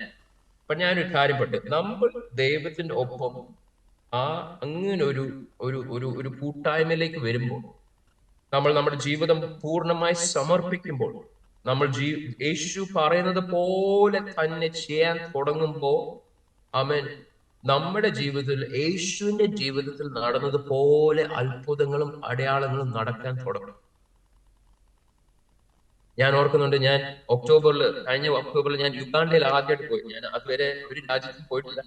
ജൂലൈയിൽ ആദ്യമായിട്ട് ഇന്തോനേഷ്യ പോകുന്നത്. ഞാൻ അതിനു മുമ്പ് അനേക രാജ്യത്തിൽ പോയിട്ടുണ്ട്, ബട്ട് അതൊക്കെ വെക്കേഷനിലോ പഠിക്കാനോ ഒക്കെ പോയിട്ടുള്ളത്. സിംഗപ്പൂരിൽ ഞാൻ പോയി 3 വർഷം പഠിച്ച ആളാണ്. ബട്ട് ജൂലൈ 2024 മുതൽ ഞാൻ യേശുവിനെ കൊണ്ട് അനേക രാജ്യങ്ങളിൽ പോകാൻ തുടങ്ങി. അപ്പൊ ഞാൻ ഒരു കാര്യം പറയാം, പലപ്പോഴും ഇന്ത്യക്കാരനായോണ്ട്, ഇന്ത്യയിലെ കേരള മലയാളി ആയതുകൊണ്ട് പലപ്പോഴും നമ്മുടെ ആഗ്രഹം എന്ന് പറഞ്ഞാൽ അമേരിക്കയിൽ പോകാനും കാനഡയിൽ പോകാനും ഓസ്ട്രേലിയയിൽ പോകാനും അവിടെ യേശുവിനെ പറ്റി പറയാൻ ഭയങ്കര ഉത്സാഹമുള്ളതായിരുന്നു. ഞാനും പണ്ട് ചിന്തിച്ചിട്ടുള്ളത്. ബട്ട് മെയ് 24 കഴിഞ്ഞ വർഷം മെയ് 24 ഞാൻ പ്രാർത്ഥിക്കുമ്പോൾ ദൈവം പറഞ്ഞു, നിനക്ക് വേണ്ടി ഞാൻ ആർക്കും വേണ്ടാത്ത, ആർക്കും പോകാൻ ആഗ്രഹമില്ലാത്ത, ആർക്കും ചെല്ലാൻ ഇഷ്ടമില്ലാത്ത രാജ്യങ്ങൾ നിനക്ക് വേണ്ടി തുറക്കുന്നു. അത് കേട്ട ഉടനെ ഞാൻ അത് കൈയോടെ പിടിച്ചു. ഞാൻ അന്ന് തന്നെ ആ ലോകത്തോടുള്ള ഈ തേർഡ് വേൾഡ് കൺട്രീസ്, ആർക്കും വേണ്ടാത്ത, ആർക്കും പോകാൻ ആഗ്രഹമില്ലാത്ത, പോകാൻ പേടിയുള്ള രാജ്യങ്ങൾ എല്ലാം ഒരു ലിസ്റ്റ് ഉണ്ടാക്കിയിട്ട് ഞാൻ പറഞ്ഞു, ദൈവമേ, അമ്മൻ സങ്കീർത്തനം 2 പറയുന്ന പോലെ, ask of me of the nations, അമ്മൻ രാജ്യങ്ങൾക്ക് വേണ്ടി ചോദിക്കുക, എന്നാൽ ഞാൻ അത് നിനക്ക് ഒരു ഇൻഹെറിറ്റൻസ് ആയിട്ട് തരുമെന്ന് ഉള്ള വാക്യം പിടിച്ചിട്ട് ഞാൻ പറഞ്ഞു, ദൈവമേ, ഈ രാജ്യങ്ങളെല്ലാം എനിക്ക് വേണം. അങ്ങനെ ഒക്ടോബർ 2024 ഞാൻ ആദ്യമായിട്ട് ആഫ്രിക്കയിൽ പോവാം. സത്യം പറഞ്ഞ പഴയ സാഹചര്യമായിരുന്നെങ്കിൽ ആഫ്രിക്കയുടെ സൈഡിൽ കൂടെ പോത്തില്ല. ബിക്കോസ് നമ്മൾ ആഫ്രിക്കയിൽ പോയാൽ തിരിച്ചു വരുന്ന ഒരു ശവപ്പെട്ടിയിലാകാൻ, ചിലപ്പം ശവപ്പെട്ടിയും കാണത്തില്ല, ചിലപ്പോൾ നമ്മളും കാണത്തില്ല എന്നൊരു പേടിയുണ്ടായിരുന്നു. ബട്ട് ഞാൻ അന്ന് ഒക്ടോബറിൽ യുഗാണ്ടയിൽ പോകാൻ ദൈവം ഇങ്ങനെ പറഞ്ഞപ്പോ, ഞാൻ ഒരു മീറ്റിംഗിൽ എഴുന്നേറ്റ് പറഞ്ഞു, ദൈവം എന്നോട് യുഗാണ്ടയിൽ പോകാൻ പറഞ്ഞിരിക്കുക, ഞാൻ തന്നെ പോകാനും തയ്യാറാണ്, ഞാൻ അവിടെ ചെന്ന് മരിക്കാനും, ദൈവത്തിന് വേണ്ടി മരിക്കാനും ഞാൻ തയ്യാറാണെന്ന് ഞാൻ പറഞ്ഞപ്പോ, എനിക്കപ്പോ ആ സമയത്ത് 42 വയസ്സുണ്ട്. ആ ദിവസം ഞാൻ പറഞ്ഞത്, ആ രാത്രിയായപ്പോ UK-ന്ന് ഒരു മകൻ എന്നെ വിളിക്കുന്നു, ഒരു കോൾ. ആ മകൻ പറയാ, സാഞ്ചേട്ടാ യുഗാണ്ട പോവാന്ന് ഞാൻ കേട്ടു. ഞാനും എന്റെ ഭാര്യ, അവര് കല്യാണം കഴിഞ്ഞിട്ട് 2 മാസമായിട്ടുള്ളൂ. അവര് ഭർത്താവും ഭാര്യ, 27 വയസ്സുള്ള ഭർത്താവും ഭാര്യയും എന്റെ ഒപ്പം ആ മിഷൻ ട്രിപ്പിന് വരാൻ ഒക്കുമെന്ന് അവർ ചോദിക്കും. അവർ അതിനു മുമ്പേ വേറൊരു മിഷൻ ട്രിപ്പിൽ പോയിട്ടില്ല. ആ മോള് യേശുവിനെ കണ്ടുമുട്ടിയിട്ട് 1 വർഷമായിട്ടുള്ളൂ. അവര് കല്യാണം കഴിഞ്ഞിട്ട് 2 മാസമായിട്ടുള്ളൂ. മോള് ബാംഗ്ലൂരില, മോൻ UK-ല. അവർ ഹണിമൂണിന് പോലും പോയിട്ടില്ല. അവർ പറയാ, യുഗാണ്ടയിൽ മിഷൻ ട്രിപ്പിന്, അവരുടെ ഹണിമൂൺ യുഗാണ്ട മിഷൻ ട്രിപ്പ് അവർ ചോദിച്ചു വരാനൊക്കെ. ആ കോൾ ഞാൻ വെക്കുകയും അടുത്തൊരു കോൾ ബാംഗ്ലൂരിൽ നിന്ന് വേറൊരു മകൻ, അവന് 35 വയസ്സുണ്ടായിരുന്നു ആ സമയത്ത്. അവനും ഒരിടത്തും പോയിട്ടില്ല യേശുവിനെ പറ്റി പറയാനോ, എവിടും പോയിട്ടില്ല. അവൻ പറഞ്ഞു, അച്ഛൻ ഞാൻ കേട്ടു, അച്ഛൻ യുഗാണ്ടയിൽ പോവാ, ഞാനും കൂടെ വരട്ടെ. അങ്ങനെ യുഗാണ്ടയിൽ ആർക്കും അറിയത്തില്ല, ആരും കണ്ടിട്ടില്ല. ഇപ്പം പാസ്റ്റർ പറഞ്ഞ പോലെ ഈ മോനെ ഞാൻ കണ്ടിട്ടില്ല എന്ന് പറയുന്ന പോലെ, അങ്ങനെ ആരും കാണാത്ത 4 പേര് യുഗാണ്ടയിലേക്ക് ആദ്യമായിട്ട് പോവാം. നമ്മളെല്ലാം ജനിച്ചു വളർന്ന നല്ല കുടുംബങ്ങളില്ല. നമ്മുടെ ബാത്റൂം എന്ന് പറഞ്ഞാൽ വെസ്റ്റേൺ ടോയ്ലറ്റാ. ബട്ട് നമ്മൾ പോയ സ്ഥലം ഒരു ഒരു ഒരു ഒരു കുടു ഗ്രാമമായിരുന്നു. അവിടെ ഇലക്ട്രിസിറ്റി ഇല്ല, അവിടെ വെള്ളമുണ്ട്, ബട്ട് പ്ലംബിംഗ് ഇല്ല. കിണറ്റിൽ നിന്ന് വെള്ളം കോരിക്കൊണ്ട് വരണം. അവിടുത്തെ കക്കൂസ് എന്ന് പറഞ്ഞ ഒരു ചെറിയൊരു കുഴിയാണ്, വേറെ ഒന്നുമില്ല. അങ്ങനെ ഒരു സ്ഥലത്ത് പോയി നമ്മൾ അത്ഭുതങ്ങൾ, അടയാളങ്ങൾ കാണാൻ തുടങ്ങി. നമ്മൾ അവിടെ ചെല്ലുമ്പോൾ, യുഗാണ്ടയില് അവിടുത്തെ റെയിനി സീസണാണ്. അപ്പൊ നമ്മൾ പോയ സ്ഥലത്തിന്റെ പേര് റമഭാര എന്നാണ്. അവിടെ 100 ദിവസമായിട്ട് മഴ പെയ്തിട്ടില്ല. നമ്മൾ അവിടെ ചെല്ലുകയും ദൈവം എന്നോട് പറഞ്ഞു, ഞാനിവിടെ മഴ പെയ്പ്പിക്കാൻ പോകാം. അടുത്ത ദിവസം രാവിലെ, നമ്മൾ എത്തിയത് പാതിരാത്രി, മിഡ് നൈറ്റിനെത്തി. രാവിലെ എഴുന്നേറ്റ് മീറ്റിങ്ങിന് പോയി തിരിച്ച് കഴിക്കാൻ വന്നപ്പോ, കഴിച്ചിട്ട് ഇറങ്ങുമ്പോൾ ഞാൻ നോക്കുമ്പോൾ മേഘത്തിൽ ഒരു ഒരു ചെറിയ ഒരു കറുത്ത മേഘം, നമ്മുടെ എലിയാവിന്റെ കൈപ്പത്തി പോലുള്ള മേഘമല്ല, അതിന് കാണാൻ ഇച്ചോട് വലിയ മേഘം. അപ്പൊ ഞാൻ പറഞ്ഞു, മഴ പെയ്യുമ്പോൾ. അവിടെ നിന്ന് എന്റെ കൂടെ അവിടുത്തെ യുഗാണ്ടയിലുള്ള ആൾ പറഞ്ഞു, നമ്മളിത് പലപ്പോഴും കണ്ടിട്ടുണ്ട്, മഴ പെയ്യത്തില്ല. അവർ ആക്ച്വലി ആ സമയത്ത് ടാങ്കിൾ ലോറിയിൽ വെള്ളം കൊണ്ടുവരാം. ബിക്കോസ് അവരുടെ കന്നുകാലിക്ക് പോലും വെള്ളമില്ല. അതുകൊണ്ട് ടാങ്കിൾ ലോറിയിൽ വെള്ളം കൊണ്ടുവന്ന് അവരുടെ കന്നുകാലിക്ക് വെള്ളം കൊടുക്കണം. അത്രയും പോലും മഴയില്ലാത്ത ഒരു സ്ഥലം അവിടെ. ഞാൻ പറഞ്ഞു, മഴ പെയ്യും. അന്ന് 5:45, വൈകുന്നേരം 5:45 ഞാൻ പ്രസംഗിക്കാൻ കയറുമ്പോൾ, ഞാൻ മൈക്ക് എടുത്തപ്പോ പടപടാ അവൻ ആകാശം തുറന്നു, ഭയങ്കര മഴ പെയ്യാൻ തുടങ്ങി. ഞാൻ പറഞ്ഞു, അത് നിങ്ങൾ കേൾക്കുന്ന ഭൗമിക തലത്തിലുള്ള മഴ മാത്രമല്ല, ആത്മിക തലത്തിൽ ഉണർവിന്റെ മഴയുടെ ശബ്ദമാണ് നിങ്ങൾ കേൾക്കുന്നത്. ഞാൻ പറഞ്ഞില്ല, എന്റെ കൂടെ 3 പേര് വന്നത്. ആർക്കും നമ്മളെ അറിയത്തില്ല, നമ്മൾ അങ്ങനെ എവിടെ ശുശ്രൂഷ അതിനു മുമ്പ് ചെയ്തിട്ടില്ല. ബട്ട് അന്ന് ആ 2-3 ദിവസം നമ്മൾ അവിടെ നിന്നപ്പോൾ അത്ഭുതങ്ങൾ കാണാൻ തുടങ്ങി. ഞാൻ ആക്ച്വലി പോകുന്നതിന്റെ 2 ദിവസം മുമ്പേ എന്റെ മുട്ട് ഞാൻ എവിടെ ഇടിച്ച് ഭയങ്കര വേദന. എന്റെ മുട്ട് ഇങ്ങനെ ഒരു വീർത്ത ഒരു ഒരു ഒരു ഒരു ഓൾമോസ്റ്റ് ഡബിൾഡ് ഇൻ സൈസ്. ഞാൻ പറഞ്ഞു, ഈ മുട്ട് ദൈവം സൗഖ്യമാക്കും. ഇനി സൗഖ്യമാക്കിയില്ലെങ്കിലും പോലും ഞാൻ യുഗാണ്ടയിലേക്ക് പോകും. അന്ന് ഞാൻ പോയത് 22 മണിക്കൂറിന്റെ യാത്ര കഴിഞ്ഞിട്ട് ഞാൻ അവിടെ എത്തുന്നു. മുട്ട് ഭയങ്കര വേദനയാണ്. എന്നാൽ അന്ന് ഞാൻ പ്രാർത്ഥിക്കുമ്പോൾ ഒരു മോൾ എന്റെ അടുത്ത് വന്നു. ആ മോള് ഒരു കൊച്ചുമോൾ, അവൾ എന്നോട് വന്ന് പറഞ്ഞു, എനിക്ക് മുട്ടിന് വേദനയാണ്. ഞാൻ അവിടെ കുനിഞ്ഞ് അവളുടെ ഹൈറ്റിലേക്ക് കുനിഞ്ഞ് ഞാൻ അവൾക്ക് വേണ്ടി പ്രാർത്ഥിച്ചിട്ട് ഞാൻ ചോദിച്ചു എങ്ങനെയുണ്ടെന്ന് ചോദിച്ചപ്പോൾ അവൾ അനക്കിയിട്ട് പറഞ്ഞു, എന്റെ മുട്ടുവേദന പോയി. അവൾ മുട്ടുവേദന പോയെന്ന് പറഞ്ഞപ്പോൾ ഞാൻ എഴുന്നേറ്റപ്പോൾ എന്റെ മുട്ടുവേദന പോയി. അങ്ങനെ രണ്ടാമത്തെ കാര്യം, അത്ഭുതങ്ങൾ തുടങ്ങി. നേച്ചർ, നമ്മൾ പറയുമ്പോൾ കാര്യങ്ങൾ, നേച്ചർ നമ്മളോട്, നമ്മൾ ഒരു ദൈവമകൻ ഒരു കാര്യം പറയുമ്പോൾ നേച്ചർ കേൾക്കും. രണ്ടാമത്, നമ്മൾ ദൈവമകൻ ഒരു കാര്യം പറയുമ്പോൾ അസുഖങ്ങൾ, രോഗങ്ങൾ അത് കേട്ട് മാറും. അന്ന് രണ്ടാമത്തെ ദിവസം ഉച്ചയായപ്പോഴത്തേക്ക് ഈ മോള്, 1 വർഷമേ ഉള്ളൂ അവൾ യേശുവിനെ അറിഞ്ഞിട്ട്, ആ മോൾ ആദ്യമായിട്ട് അവളുടെ ജീവിതത്തിൽ 26 വയസ്സ് അവൾ പ്രസംഗിക്കുക.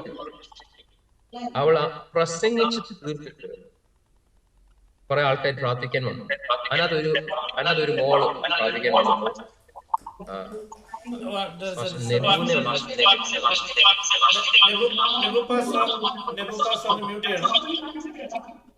Pastor Nebu, please mute.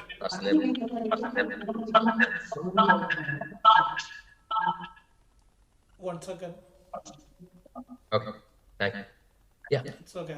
ഈ മോൾ പ്രാർത്ഥിക്കുമ്പോൾ ആ മോളിന് ഒരു ഭൂതം വെളുത്തു.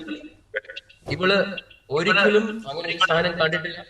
അവളുടെ ജീവിതത്തിൽ അവൾ ആദ്യമായിട്ട് ഇങ്ങനെ ഒരു കാര്യം കാണുന്നത്.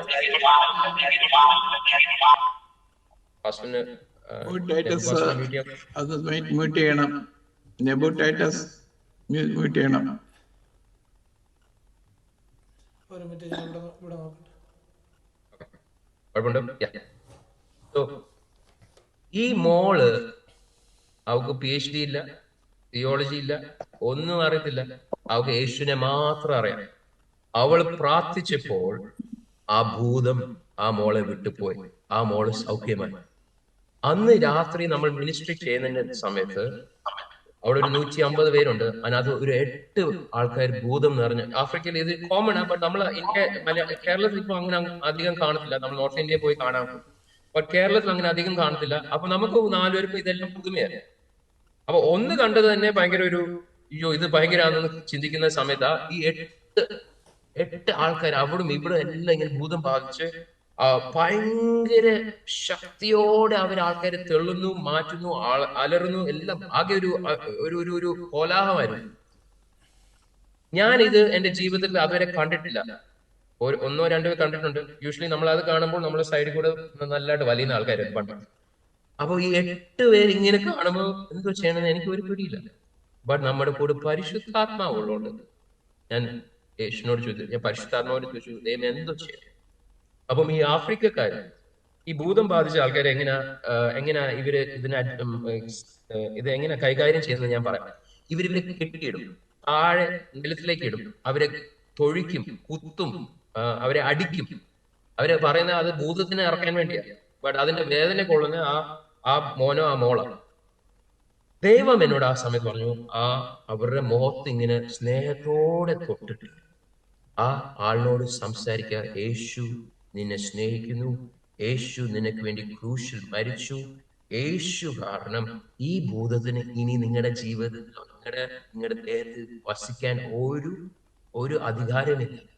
പിന്നെ നീ ഭൂതത്തിനോട് സംസാരിക്കണം, ഭൂതമേ നിന്നെ യേശു ക്രൂശിൽ തകർത്തു, നിന്റെ അധികാരം ക്രൂശിൽ തകർത്തു, നിനക്ക് ഇനി ഇവിടെ നിൽക്കാൻ ഒരു അധികാരമില്ല, നീ ഇറങ്ങിപ്പോണം.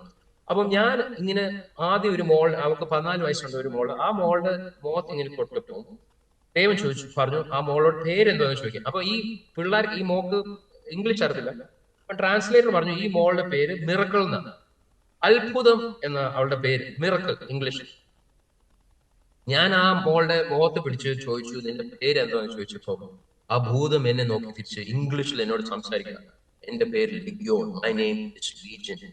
അപ്പൊ എന്റെ ഹൃദയം ആകെ പകർന്നു. നമ്മൾ മർക്കോസ് 5 വായിക്കുന്നു, അവൻ യേശു അവൻ അവൻ ഡെക്കാപോളിസിൽ പോയി ഒരാളിനെ കണ്ടുമുട്ടി. അവന് ലഗ്യോൻ ബാധിച്ച ഒരു മനുഷ്യൻ. അതായത് നമ്മൾ ആ വാക്യം നമ്മൾ ഓർക്കുന്നുണ്ടല്ലോ, മർക്കോസ് 5 ദൈവം യേശു അവന്റെ ജീവിതത്തിലേക്ക് വന്നപ്പം ആ ലഗ്യോൻ അവനെ വിട്ടുപോയി. ഞാൻ പറഞ്ഞു, എന്റെ ഹൃദയം തകർന്നു. ഇത് കാരണം ഈ മകളുടെ പേര് അത്ഭുതമെന്നാണ്. ബട്ട് അവളിൽ അപ്പോൾ വസിക്കുന്ന ഒരു ഭൂതമാ. ആ ഭൂതത്തിന്റെ പേര് ലഗ്യോൻ എന്നാണ്. അപ്പം അവിടെ നിൽക്കുന്ന പാസ്റ്റർ എന്നോട് പറഞ്ഞു, ഈ മോക്ക് വേണ്ടി പ്രാർത്ഥിക്കേണ്ട. 1 വർഷമായിട്ട് ഈ മോക്ക് വേണ്ടി നമ്മൾ പ്രാർത്ഥിക്കുക, ഒന്നും നടന്നിട്ടില്ല. ആ ഭൂതം വിട്ടിട്ട് പോയിട്ടില്ല. അതുകൊണ്ട് അവക്ക് വേണ്ടി പ്രാർത്ഥിക്കേണ്ട, ഒന്നും നടക്കില്ല. ഞാൻ പറഞ്ഞു, ഇല്ല, ഞാൻ ആ മോളുടെ മുഖത്ത് തൊട്ടിട്ട് ദൈവം പറഞ്ഞതുപോലെ പറഞ്ഞു. ഇത് പറയുന്ന സമയത്ത് അവളുടെ കണ്ണിങ്ങനെ കറങ്ങി, അവളുടെ മാറുന്ന ഞാൻ കണ്ടു. ഞാൻ അപ്പോൾ ആ മോളോട് ചോദിച്ചു, പേരെന്താന്ന് ചോദിച്ചു. ഇംഗ്ലീഷ് അറിയത്തില്ല. അവൾ ട്രാൻസ്ലേറ്ററിൽ നിന്ന് നോക്കിയിട്ട് പറയാം, മൈ നെയിം ഈസ് മിറക്കിൾ. എന്റെ പേര് മിറക്കിൾ ആണ്.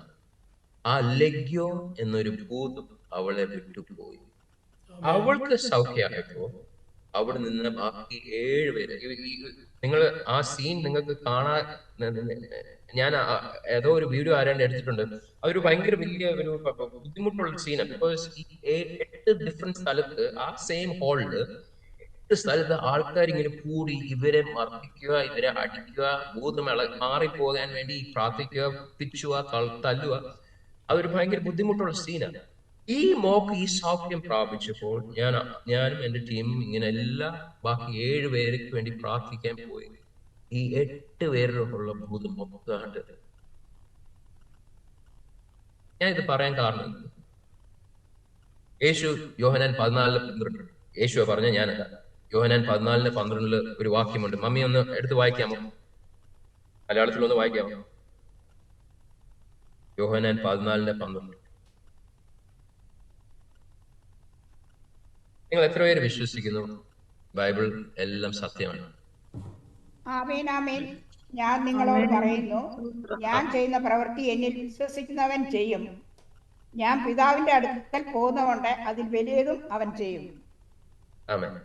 1 അതിനകത്ത് എഴുതിയിരിക്കുന്ന ആമേൻ ആമേൻ എന്നാ പറഞ്ഞു. അപ്പൊ യേശു തുടങ്ങിയത് ആമേൻ ആമേൻ ആമേൻ ആമേൻ. യേശു പറഞ്ഞതൊക്കെ അത് തീർച്ചയായും 100% ഈ കാര്യം നടക്കുന്ന കാരണത്തോടെ യേശു ആമേൻ ആമേൻ പറഞ്ഞിരിക്കുന്നത്. നമ്മൾ വേദപുസ്തകം പഠിക്കുകയാണെങ്കിൽ യേശു എവിടെയൊക്കെ ആമേൻ ആമേൻ പറഞ്ഞതോ അതുപോലെ സംഭവിക്കുമെന്ന് അത് ഒരു സീൽ ഇട്ട് പറയുന്ന ഒരു കാര്യമാണ് യേശു പറയുന്നത്. അപ്പൊ ഈ വാക്യം നമ്മൾ വായിക്കുമ്പോൾ അതിനകത്ത് യേശു തുടങ്ങുന്നത് ആമേൻ ആമേൻ, സത്യമായി ഞാൻ പറയുന്നു, സത്യമായി ഞാൻ പറയുന്നു, ഈ കാര്യം നടക്കുന്നു. എന്തോ ഈ കാര്യം അതിനകത്ത് പറഞ്ഞിരിക്കുന്നത്, എന്നിൽ വിശ്വസിക്കുന്ന. അതിനകത്ത് എഴുതിയിട്ടുണ്ടോ എന്നിൽ വിശ്വസിക്കുന്ന സാജൻ? അല്ലെങ്കിൽ അതിനകത്ത് എഴുതിയിട്ടുണ്ടോ എന്നിൽ വിശ്വസിക്കുന്ന റെയ്നാഡ് ബോംഗെ? അല്ലെങ്കിൽ നമ്മൾ ചിന്തിക്കുന്ന ഏറ്റവും വലിയ നമുക്ക് ദേവദാസന്മാരെ ഒരു നിരയെ നമുക്ക് അറിയാം. ഈ നിരയിലുള്ള അവർ ആരെങ്കിലും പേരാണ് അതിനകത്ത് എഴുതിയിരിക്കുന്നത്? ആരുടെ പേര് അവിടെ എഴുതിയിരിക്കുന്നത്? യേശുവില് വിശ്വസിക്കുന്നവൻ. ആമേൻ. അതിനകത്തൊരു പാസ്റ്ററിന്റെ പേരല്ല, ഒരു അപ്പോസ്തലന്റെ പേരല്ല, പ്രവാചകന്റെ പേരല്ല, ഒരു ഇവാഞ്ചലിസ്റ്റിന്റെ പേരല്ല, ഒരു ടീച്ചറിന്റെ പേരല്ല. അതിനകത്ത് വിശ്വസിക്കുന്നവൻ. ഞാൻ ചെയ്തതും അവരും ചെയ്തു. ഞാൻ എന്റെ ജീവിതത്തിൽ കണ്ടിട്ടുള്ളത് ലഗ്യോൻ ബാധിച്ച ഒരു മോൾ.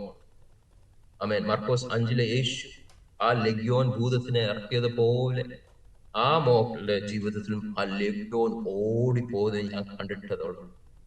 അത് നമ്മുടെ ജീവിതത്തിലും ദൈവം ചെയ്യാൻ ആഗ്രഹിച്ചിരിക്കുക. സത്യം പറഞ്ഞാൽ 41 വർഷം എന്റെ ജീവിതത്തിൽ എനിക്ക് അങ്ങനെ ഒരു ആഗ്രഹമുണ്ട്.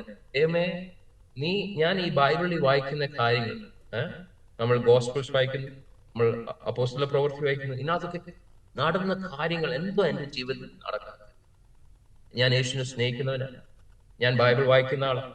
എന്റെ ബൈബിൾ കണ്ട എന്റെ മമ്മിയുടെ ബൈബിളിനെ പോലെ ഇങ്ങനെ മൊത്തം ഹൈലൈറ്റ്സും എഴുതി കുത്തും എല്ലാം. അപ്പം അങ്ങനെ വായിച്ച് പഠിച്ച് ഇതിനെ ഊറ്റി കുടിച്ച ഉള്ള ഒരാളാണ്. എന്നാൽ എന്റെ ജീവിതത്തിൽ പരിശുദ്ധാത്മാവിന്റെ ശക്തി ഞാൻ കാണുന്നില്ല. എന്റെ ജീവിതത്തിൽ അത്ഭുതങ്ങളും അടയാളങ്ങളും വീരപ്രവൃത്തികളും കാണുന്നില്ല. ഞാൻ കാണുന്ന എന്റെ ജീവിതത്തിൽ മൊത്തം ഭയവും ഭീതി. ഞാൻ കാണുന്ന എന്റെ ജീവിതത്തിൽ മൊത്തം വ്യാകുലത, പ്രശ്നങ്ങൾ. ഞാൻ കാണുന്ന എന്റെ ജീവിതത്തിൽ ആമേൻ ദൈവം ഉദ്ദേശിച്ച ഒരു തലത്തിൽ പോലും എത്താത്ത ഒരു ജീവിതമാണല്ലോ എന്ന് ചിന്തിച്ച ഒരാളാണ്. പക്ഷെ എന്റെ ജീവിതത്തിൽ ദൈവത്തോടൊപ്പം ഒരു കൂട്ടുമുട്ടൽ ഉണ്ടായപ്പോ അതെല്ലാം മാറി. ഞാൻ അത് കഴിഞ്ഞ് കണ്ടിട്ടുള്ളത് നമ്മുടെ ബൈബിളിൽ, നിങ്ങളുടെ കയ്യിലിരിക്കുന്ന ബൈബിളിലുള്ള എല്ലാ അമേൻ എല്ലാ വാക്ക് പോലും അമേൻ നമ്മുടെ ജീവിതത്തിന്റെ സത്യമാകുന്നു. ഞാൻ അതുവരെ ചിന്തിച്ചിട്ടുണ്ട് ഈ വാക്യം എന്റെ ജീവിതത്തിൽ ഒരു ഒരു ഒരു ഒരു ഒരു what do you say, there is no this is not happening in my life, ഇത് എന്റെ ജീവിതത്തിൽ നടക്കുന്നില്ല. അപ്പൊ ഞാൻ കണ്ടു ആ കൂട്ടിമുട്ടൽ കഴിഞ്ഞിട്ട് ഇതുപോലെ ജീവിതത്തിൽ നടക്കുന്നു. നമ്മൾ ഒരു കാര്യം ചിന്തിക്കും. മർക്കോസ് 5 ഈ മർക്കോസ് 5 ഞാൻ പിന്നെ പറയാം. ബിക്കോസ് മർക്കോസ് 5 ദൈവം ചെയ്ത അനേക കാര്യങ്ങൾ അത് നമ്മുടെ ജീവിതത്തിലും അപ്പോസ്തല പ്രവൃത്തിയിലും നമ്മൾ വായിക്കുകയാണെങ്കിൽ അപ്പോസ്തലന്മാരുടെ ജീവിതത്തിലും എല്ലാം നടക്കാൻ വേണ്ടി ദൈവം ഒരു വെളിച്ചം പോലെ കാണിച്ചതാണ്. ഇത് എന്റെ ജീവിതത്തിൽ നടക്കുന്നു, അത് നിന്റെ ജീവിതത്തിൽ നടക്കുമെന്ന് പറയാൻ വേണ്ടി ദൈവം യേശു ചെയ്ത കുറെ കാര്യങ്ങളുണ്ട്. നമ്മൾ മാർക്കോസ് 5 വായിക്കുകയാണെങ്കിൽ ഒരു 12 വർഷം രക്തസ്രാവ സ്ത്രീ ആയ ഒരു സ്ത്രീയെ കാണുന്നു അല്ലെ. അവർക്ക് ഒരു പ്രത്യാശയില്ലായിരുന്നു. അവർ ജീവിതത്തിലെല്ലാം പണമെല്ലാം കൊടുത്ത് അവർക്ക് ആ രോഗത്തിന് ഒരു സൗഖ്യം വന്നിട്ടില്ലായിരുന്നു.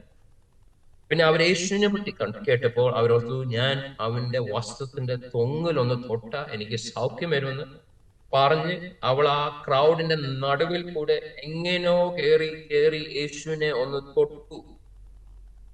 യേശുവിനെ തൊട്ടപ്പോൾ അവർക്ക് സൗഖ്യം പ്രാപിച്ചു. അപ്പോൾ ആ കഥ അവിടെ തീരുന്നില്ല. അത് നമ്മൾ മർക്കോസ് 5 21 മുതൽ 24 വരെ ഉള്ള വാക്യം ആ ഭാഗത്തിലാണ് വായിക്കുന്നത്. ബട്ട് എന്റെ ശ്രദ്ധ, നിങ്ങളുടെ ശ്രദ്ധയും മർക്കോസ് 6:56 എനിക്ക് കൊണ്ടുവന്നു. മർക്കോസ് 6:56 ഒന്ന് വായിക്കാം മമ്മി. 56 ഇല്ലല്ലോ. മർക്കോസ് 6 യേശു ആ വാക്ക് കാര്യമാണ്. അതാണോ? അവന്റെ വസ്ത്രത്തിന്റെ മർക്കോസ് 6:56. 6:56 മലയാളത്തിൽ 56 ഇല്ല, 55 വായിച്ചു. 56 അല്ലേ? 56 ഊരുക്കളിലും പട്ടണങ്ങളിലും കുടിലുകളിലോ അവൻ ചെന്നിടത്തൊക്കെയും അവർ എവിടൊക്കെയാ പോയ അവൻ ഗ്രാമത്തിലും നഗരത്തിലും അപേക്ഷിക്കുകയും അവനെ തൊട്ടവർക്കൊക്കെയും സൗഖ്യം വരികയും ചെയ്തു. അവനെ തൊട്ട് ഒന്നുകൂടി വായിച്ചു മമ്മി. ഊരുക്കളിലോ പട്ടണങ്ങളിലോ കുടിലുകളിലോ അവൻ ചെന്നിടത്തൊക്കെയും അവർ ചന്തകളിൽ രോഗികളെ കൊണ്ടുവന്നു വെച്ചു. അവന്റെ വസ്ത്രത്തിന്റെ തൊങ്ങൽ എങ്കിലും തൊടേണ്ടതിനെ അപേക്ഷിക്കുകയും അവനെ തൊട്ടവർക്കൊക്കെയും സൗഖ്യം വരികയും ചെയ്തു. അവന്റെ വസ്ത്രത്തിന്റെ തൊങ്ങൽ തൊടാൻ അപേക്ഷിച്ചവരെല്ലാവരെയും തൊട്ടവരെല്ലാരും സൗഖ്യം പ്രാപിച്ചു. ഇത് യേശുവിന്റെ ജീവിതത്തിൽ നമ്മൾ കാണുന്നു. എന്നാ നമ്മൾ ചിന്തിക്കും, ഓക്കെ ഇത് നമ്മുടെ ജീവിതത്തിൽ നടക്കും.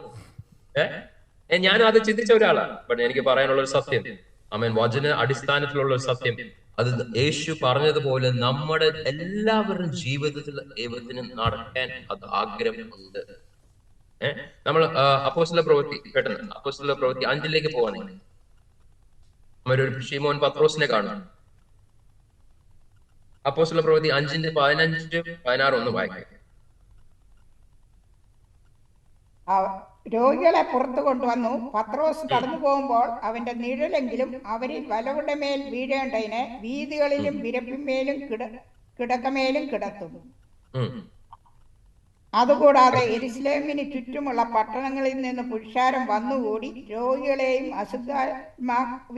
അശുദ്ധാത്മാക്കൾ ബാധിച്ചവരെയും കൊണ്ടുവരികയും അവർ എല്ലാവരും സൗഖ്യം പ്രാപിക്കുകയും ചെയ്തു. അപ്പൊ ഈ രണ്ട് ഭാഗം ഒന്ന് നോക്കിക്കേ. മർക്കോസ് 6:55-56 അപ്പോസ്തല പ്രവൃത്തി 5:15-16 ഒന്ന് നോക്കിക്കേ. രണ്ടിടത്തും അവരെ ആൾക്കാരെ ഗ്രാമങ്ങളിലും നഗരങ്ങളിൽ നിന്നും എല്ലാം കൊണ്ടുവന്നു. യേശുവിന്റെ അടിക്കും പത്രോസിന്റെ അടിക്കും. അവിടെ രണ്ടിടത്തും പറയുന്നത് അവരെല്ലാരും സൗഖ്യമായി. യോഹന്നാൻ 14:12 എന്ന് പറഞ്ഞാൽ, ഞാൻ ചെയ്തതുപോലെ നിങ്ങളും ചെയ്യും, എന്നിൽ വിശ്വസിക്കുന്നു. ഞാൻ ചെയ്തതും അവരും ചെയ്യും. ഞാൻ അതിന്റെ പിതാവിന്റെ രണ്ടാമത്തെ അടുക്കൽ ഭാഗം, പോകുന്നതുകൊണ്ട് അതിൽ വലിയതും അവൻ ചെയ്യും. അതാ രണ്ടാമത്തെ ഭാഗത്തില് യേശു പറയാം, ഞാൻ എന്റെ പിതാവിലേക്ക് പോകുക. യേശു പോകാൻ 2-3 കാര്യങ്ങളുണ്ട്. സ്വർഗത്തിൽ പോകാൻ അനേക കാര്യങ്ങൾ. ബട്ട് അതിനകത്ത് ഒരു കാര്യം നമ്മൾ പലപ്പോഴും നമ്മൾ മിസ്സാകുന്നതല്ല, നമ്മൾ നമ്മുടെ ജീവിതത്തിൽ കാണാത്തതുകൊണ്ട് നമ്മൾ അത് ഒന്ന് അടിച്ചു വെക്കുന്ന. യേശു സ്വർഗത്തിൽ തിരിച്ച് പിതാവിലേക്ക് പോകാൻ ഒരു കാരണം, യേശു ചെയ്തതിനേക്കാളും അധികം അവന്റെ അനിയന്മാരും അനീതിമാരെ നമ്മളിൽ കൂടെ ദൈവത്തിന് ചെയ്യാൻ ആഗ്രഹം ഉള്ളതുകൊണ്ട് യേശുവിനെ തിരിച്ച് സ്വർഗത്തിലേക്ക് പിതാവ്. അത് നമ്മൾ അപ്പോസ്തല പ്രവൃത്തിയിലെ ആദ്യത്തെ അത്ഭുതത്തിൽ തന്നെ കാണുന്നു. നമ്മൾ ബെത്സേദ കോളത്തില് അടുത്ത് കിടക്കുന്ന ആ ആളിനെ ചിന്തിക്കുകയാണ്. യേശു അവനെ കണ്ടുമുട്ടിയപ്പോൾ അവന് പ്രായം 38 വർഷമായിരുന്നു. കാലുവയ്യ, അവൻ സൗഖ്യത്തിന് വേണ്ടി ആഗ്രഹിക്കുക. 38 വർഷമായിട്ട് അവന് സൗഖ്യമില്ല. അവനെ അവിടെ യേശു കണ്ടുമുട്ടിയപ്പോ യേശു അവന്റെ സൗഖ്യമാക്കി. അപ്പൊ നമ്മൾ അപ്പോസ്തല പ്രവൃത്തിയിൽ 3-ാം അധ്യായത്തിൽ ആദ്യമായിട്ട് കാണുന്ന അത്ഭുതം, ആദ്യത്തെ അത്ഭുതം എന്തുവാ? കാലുവയ്യാത്ത ഒരാളിനെ യോഹന്നാൻ മന്ദിരത്തിൽ അവര് പ്രാർത്ഥിക്കാൻ പോകുമ്പോൾ ഒരാളിനെ കാണുന്നു. അവന് കാലുവയ്യ. അവനെ അവർ കൈ പിടിച്ചപ്പോ അവന് സൗഖ്യം പ്രാപിച്ചു. ആ അത്ഭുതം, ആ ആളുടെ വയസ്സ് എത്രയാണ് നമ്മൾ ചിലപ്പോൾ ചിന്തിച്ചിട്ടില്ല, കണ്ടിട്ടില്ലായിരിക്കും. ബട്ട് അപ്പോസ്തല പ്രവൃത്തി 4:22 നമ്മൾ നോക്കുവാണെങ്കിൽ അതിനകത്ത് പറയുന്ന അവന് 40 വയസ്സിന് മുകളിൽ ആയിരുന്നു. അപ്പൊ ഒന്ന് ചിന്തിക്കുക, യേശു 38 വർഷം, അവൻ ജനിച്ച നാൾ മുതൽ 38 വർഷമായ ഒരു ആളിനെ യേശു സൗഖ്യമാക്കി. നടക്കാൻ ഒക്കത്തില്ല, ദൈവം അവനെ സൗഖ്യമാക്കി. അപ്പോസ്തല പ്രവൃത്തിയിലെ ആദ്യത്തെ അത്ഭുതം അത് തന്നെയായിരുന്നു. ഒരു കാല് വയ്യാത്ത ഒരാൾ, ജന്മനാൽ നടക്കാൻ വയ്യാത്ത ഒരാളിനെ അവര് സൗഖ്യമാക്കി. ബട്ട് അവിടെ 38 വർഷം, ഇവിടെ അതിനേക്കാളും അധികം 40 വർഷത്തിനധികമായി അവൻ ഈ രോഗത്താൽ ബാധിച്ച ഒരാളാണ് അവന് സൗഖ്യം പ്രാപിച്ചു. മാർക്കോസ് 5 യേശുവിന്റെ വസ്ത്രത്തിന്റെ തൊങ്ങൽ തൊട്ട് അവർ സൗഖ്യം പ്രാപിച്ചു. അപ്പോസ്തല പ്രവൃത്തി 5 വരുമ്പോൾ പത്രോസിന്റെ നിഴല് തൊട്ട് അവൻ സൗഖ്യം പ്രാപിച്ചു. യേശു പറഞ്ഞു, ഞാൻ എന്റെ പിതാവിലേക്ക് പോകുന്നത് എന്നിലും അധികം ചെയ്യുവാൻ, നിങ്ങൾ എന്നിൽ അധികം ചെയ്യുവാൻ വേണ്ടിയാണ്. സോ ഇത് നമ്മൾ പലപ്പോഴും നമ്മുടെ ജീവിതത്തിൽ കാണാത്തതുകൊണ്ട് നമ്മൾ ചിന്തിക്കും ഇത് എനിക്ക് വേണ്ടി ഉള്ളതല്ല. പക്ഷെ ദൈവത്തിന്റെ സത്യം ഇത് ദൈവത്തിന്റെ ഒരു മകനായ, ഒരു മകളായ ഇതെല്ലാരും നമ്മുടെ എല്ലാവരുടെ ജീവിതത്തിൽ ദൈവത്തിനെ അത്ഭുതകരമായി നമ്മുടെ ജീവിതത്തിൽ അത് കാണിക്കാനും വെളിപ്പെടുത്താനും ദൈവത്തിന് ആഗ്രഹം. കാരണം എന്ത്? ഞാനിപ്പം എനിക്ക് 3 മക്കളുണ്ട്. ഒരു 4ാമത്തെ ഒരാൾ വരുന്നു. ഇവരെ എന്റെ മക്കളെ കണ്ട ഇവർ എന്റെ ഭാര്യ പോലെ, എന്റെ മോൾ എന്റെ ഭാര്യ പോലെ, എന്റെ ആമ്പിളെ 2 പേരും എന്നെ പോലെ. അവര് കാണാൻ മാത്രമല്ല സ്വഭാവത്തിലും അവരുടെ ആ അനക്കം, മീൻസ് മുഖം എങ്ങനെ മാറുന്നേ, മുഖം എങ്ങനെ നീങ്ങുന്നേ, കൈ എങ്ങനെ അനക്കുന്നേ, എല്ലാം അവരുടെ അപ്പനോ അമ്മയെ പോലെ. അപ്പൊ നമ്മൾ ഉൽപ്പത്തിയിൽ വായിക്കുന്നു, ദൈവം നമ്മളെ സൃഷ്ടിച്ച എങ്ങനെ? അവന്റെ ഇമേജ് ആൻഡ് ലൈക്ക്നെസ്, അവന്റെ സ്വരൂപത്തിൽ നമ്മുടെ സ്വരൂപത്തിൽ നമ്മുടെ സാദൃശ്യപ്രകാരം മനുഷ്യനെ ഉണ്ടാക്കുക. മനുഷ്യനെ, നമ്മളെ, പാസ്റ്ററിനെ, മമ്മിയെ, ഇവിടെ ഇപ്പൊ എന്നെ നോക്കുന്ന എല്ലാവരുടെയും ദൈവം എങ്ങനെ സൃഷ്ടിച്ച് അവന്റെ സ്വരൂപത്തിലാണ്. അപ്പൊ നമ്മുടെ പിതാവ് ഒരു അത്ഭുതകരമായ പിതാവാണ്. അവൻ രാജാതിരാജനും അവന് ചെയ്യാൻ ഒന്നും അസാധ്യമല്ല. അപ്പൊ അവന്റെ മക്കൾ ആണെങ്കിൽ നമ്മൾ പോലും അതുപോലെ നടക്കണം ആ ദൈവത്തിന്റെ ആഗ്രഹം. ഇപ്പൊ എനിക്ക് മക്കളുണ്ട്, ഞാൻ ചെയ്യുന്നതിനേക്കാളും അധികം അവർ ചെയ്യാൻ തന്നെ എന്റെ ആഗ്രഹം. അത് തന്നെ പിതാവിന്റെ ആഗ്രഹം. എന്റെ പിതാവ് സ്വർഗത്തിൽ നിന്ന് നോക്കുമ്പോൾ ഇവിടെ ഭൂമിയിലുള്ള മക്കളെല്ലാം അവനേക്കാളും അധികമായി ചെയ്യുവാൻ തന്നെയാണ് സ്വർഗത്തിലെ പിതാവിന്റെ ആഗ്രഹം. അപ്പൊ നമ്മളെ ചിന്ത എന്താണ്? ഇതെന്താ എന്റെ ജീവിതത്തിൽ നടക്കാത്തത്? അതിനൊരു ആൻസർ ഉണ്ട്. ആ ആൻസർ എന്താ? നമ്മൾ ഗലാത്യർ 4 വായിക്കുമ്പോൾ, പെട്ടെന്ന് ഗലാത്യർ 4 വായിക്കുമ്പോൾ 4:1 വായിക്കുന്ന ഈ വാക്യം എന്റെ ജീവിതം മാറ്റി. അവകാശി സർവത്തിനും ജയമാനെങ്കിലും ശിശുവായിരിക്കുന്നിടത്തോളം ദാസനേക്കാൾ ഒട്ടും വിശേഷതയുള്ളവനല്ല. അത് തന്നെ എന്റെ ആദ്യത്തെ 41 വർഷത്തിന്റെ സ്റ്റോറി. ഞാൻ എന്റെ പിതാവായ ദൈവത്തിന്റെ അവൻ മകനാ, അവനുള്ളതെല്ലാം എന്റേതാ. ഞാൻ അത് ഒരു വശം വെച്ച് മമ്മി, അവകാശി, സർവ്വത്തിനും അവകാശി, ജയമാനെങ്കിലും ശിശുവായിരിക്കുന്നിടത്തോളം ദാസനേക്കാൾ ഒട്ടും വിശേഷതയുള്ളവനല്ല. അതന്നെ അവകാശി. മതി. അവകാശി, ദൈവത്തിന് ഉള്ളതിനെല്ലാത്തിനും അവകാശി. ദൈവത്തിന്റെ അധികാരവും ദൈവത്തിന്റെ ശക്തി, അവൻ ദൈവത്തിന്റെ സ്വർഗത്തിലുള്ള എല്ലാത്തിന്റെ അവകാശി ഞാനും നിങ്ങളും, അല്ലെ? അവകാശി. ബട്ട് നമ്മൾ ശിശുവായിരിക്കുമ്പോൾ നമ്മൾ ദാസിനേക്കാളും ചെറുതാണ് അതിനകത്ത് പറയും. അതിന്റെ അർത്ഥം എന്തോ? ഇപ്പൊ എനിക്ക് ഫോർ എക്സാമ്പിൾ ഇത് എന്റെ ഫോണാണ്. ഈ ഫോണിന്റെ അവകാശി ആരാ? ഞാനുമോ എന്റെ പിള്ളേരുമാണ്. ബട്ട് അവർക്ക് പക്വത ഇല്ലാത്തതുകൊണ്ട് ഞാൻ ഈ ഫോൺ എടുത്ത് അവർക്ക് കൊടുക്കും. ബിക്കോസ് ഞാൻ എന്റെ ഇളയവനെ കൊടുത്താൽ അവൻ അത് താഴെ എടുത്ത് പൊട്ടിക്കും. അവൻ അവകാശിയാണ്. ഈ ഫോണിന്റെ അവകാശം അവനുണ്ട്. ബട്ട് അത് അവന് കൊടുക്കാൻ ഒരു സന്മനസ്സില്ല. കാരണം എന്തോ? അവന് പക്വതയില്ല. ഇവൻ ഇത് കൊടുത്താ ഇവന് ഇത് എടുത്ത് എന്തു ചെയ്യും? മിസ്യൂസ് ചെയ്യും, അല്ലെങ്കിൽ ഇത് പൊട്ടിച്ച് നഷ്ടമാക്കും. അവന് പക്വത എത്തുമ്പോൾ അവൻ എന്നോട് ഈ ഫോൺ ചോദിച്ചാ ഞാൻ കൊടുക്കാതിരിക്കൂ? അവന് പക്വത എത്തുമ്പോൾ എന്റെ കാറിന്റെ കീ ചോദിച്ചാൽ ഞാൻ കൊടുക്കാതിരിക്കും? ഇല്ല, കൊടുക്കും. പക്വത എത്തുമ്പോൾ. അത് തന്നെയായിരുന്നു എന്റെ 41 വർഷത്തിന്റെ പ്രശ്നം. 41 വർഷമായിട്ട് ഞാൻ എന്റെ 8ാം വയസ്സില് ഇറാഖ് ഗൾഫ് വാറില്, ആ ഗൾഫ് വാറിന്റെ നടുവിലാണ് ഞാൻ യേശുവിനെ കണ്ടുമുട്ടിയത്, ഞാൻ യേശുവിനെ സ്വീകരിച്ചത്. അപ്പൊ 8ാം വയസ്സായി 33 വർഷമായിട്ട് ഞാൻ യേശുവിനെ അറിയുന്ന ആളാണ്. എന്റെ 12ാം വയസ്സിൽ ഞാൻ പരിശുദ്ധാത്മാവിന്റെ അഭിഷേകം പ്രാപിച്ച ആളാണ്. 12ാം വയസ്സിൽ 25 വർഷങ്ങളായിട്ട് 29 വർഷമായിട്ട് ഞാൻ പരിശുദ്ധാത്മാവിൽ നിറഞ്ഞ് നടക്കുന്ന ആളാണ്. എന്റെ 16ാം വയസ്സിൽ ഞാൻ സ്നാനപ്പെട്ട ആളാണ്. അപ്പം 25 വർഷമായിട്ട് ഞാൻ സ്നാനപ്പെട്ട് കഴിഞ്ഞ ഒരാളാണ്. പക്ഷെ എന്റെ ജീവിതത്തില് ഈ അവകാശത്തിന് എന്റെ ജീവിതത്തിൽ കാണുന്നില്ല.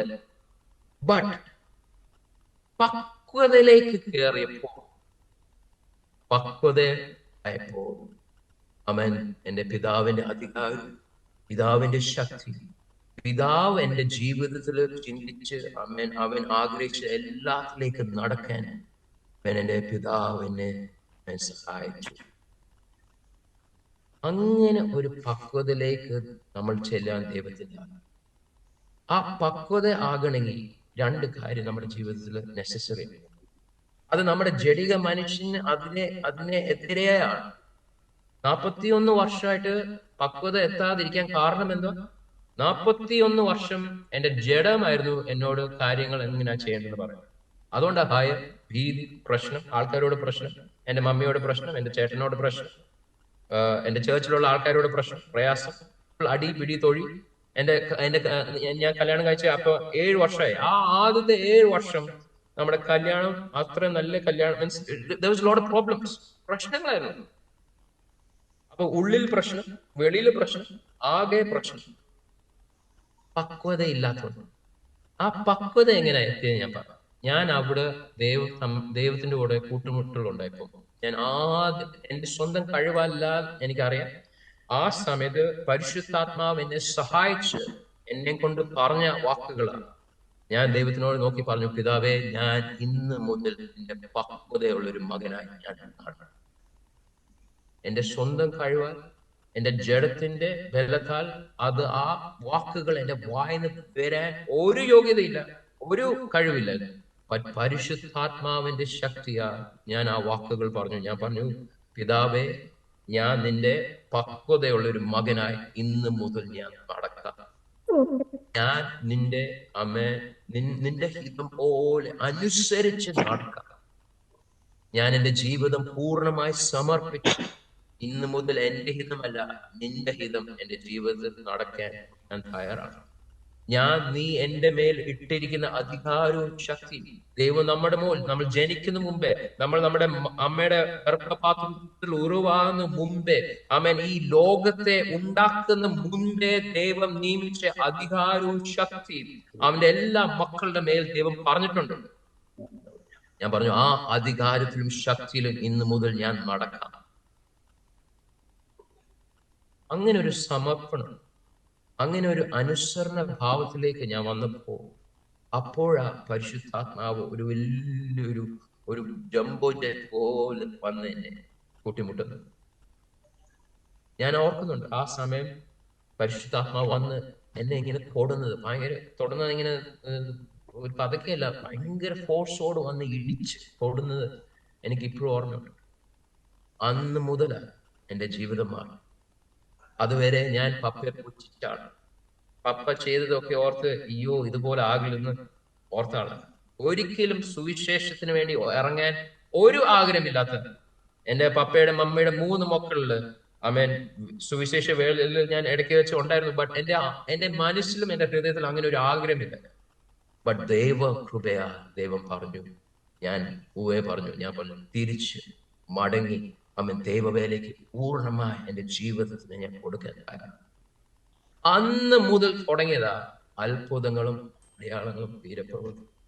എന്റെ കൈയാലല്ല, എന്റെ ശക്തിയാലല്ല, ദൈവത്തിന്റെ ശക്തി നമ്മുടെ മേൽ വരുമ്പോ നമ്മൾ യെരൂശലേമിലും യഹൂദിയയിലും സമരിയയിലും ലോകത്തിന്റെ അറ്റത്തോളം നമ്മൾ അവന്റെ യേശുവിന്റെ സുവിശേഷം കൊണ്ടുപോകും.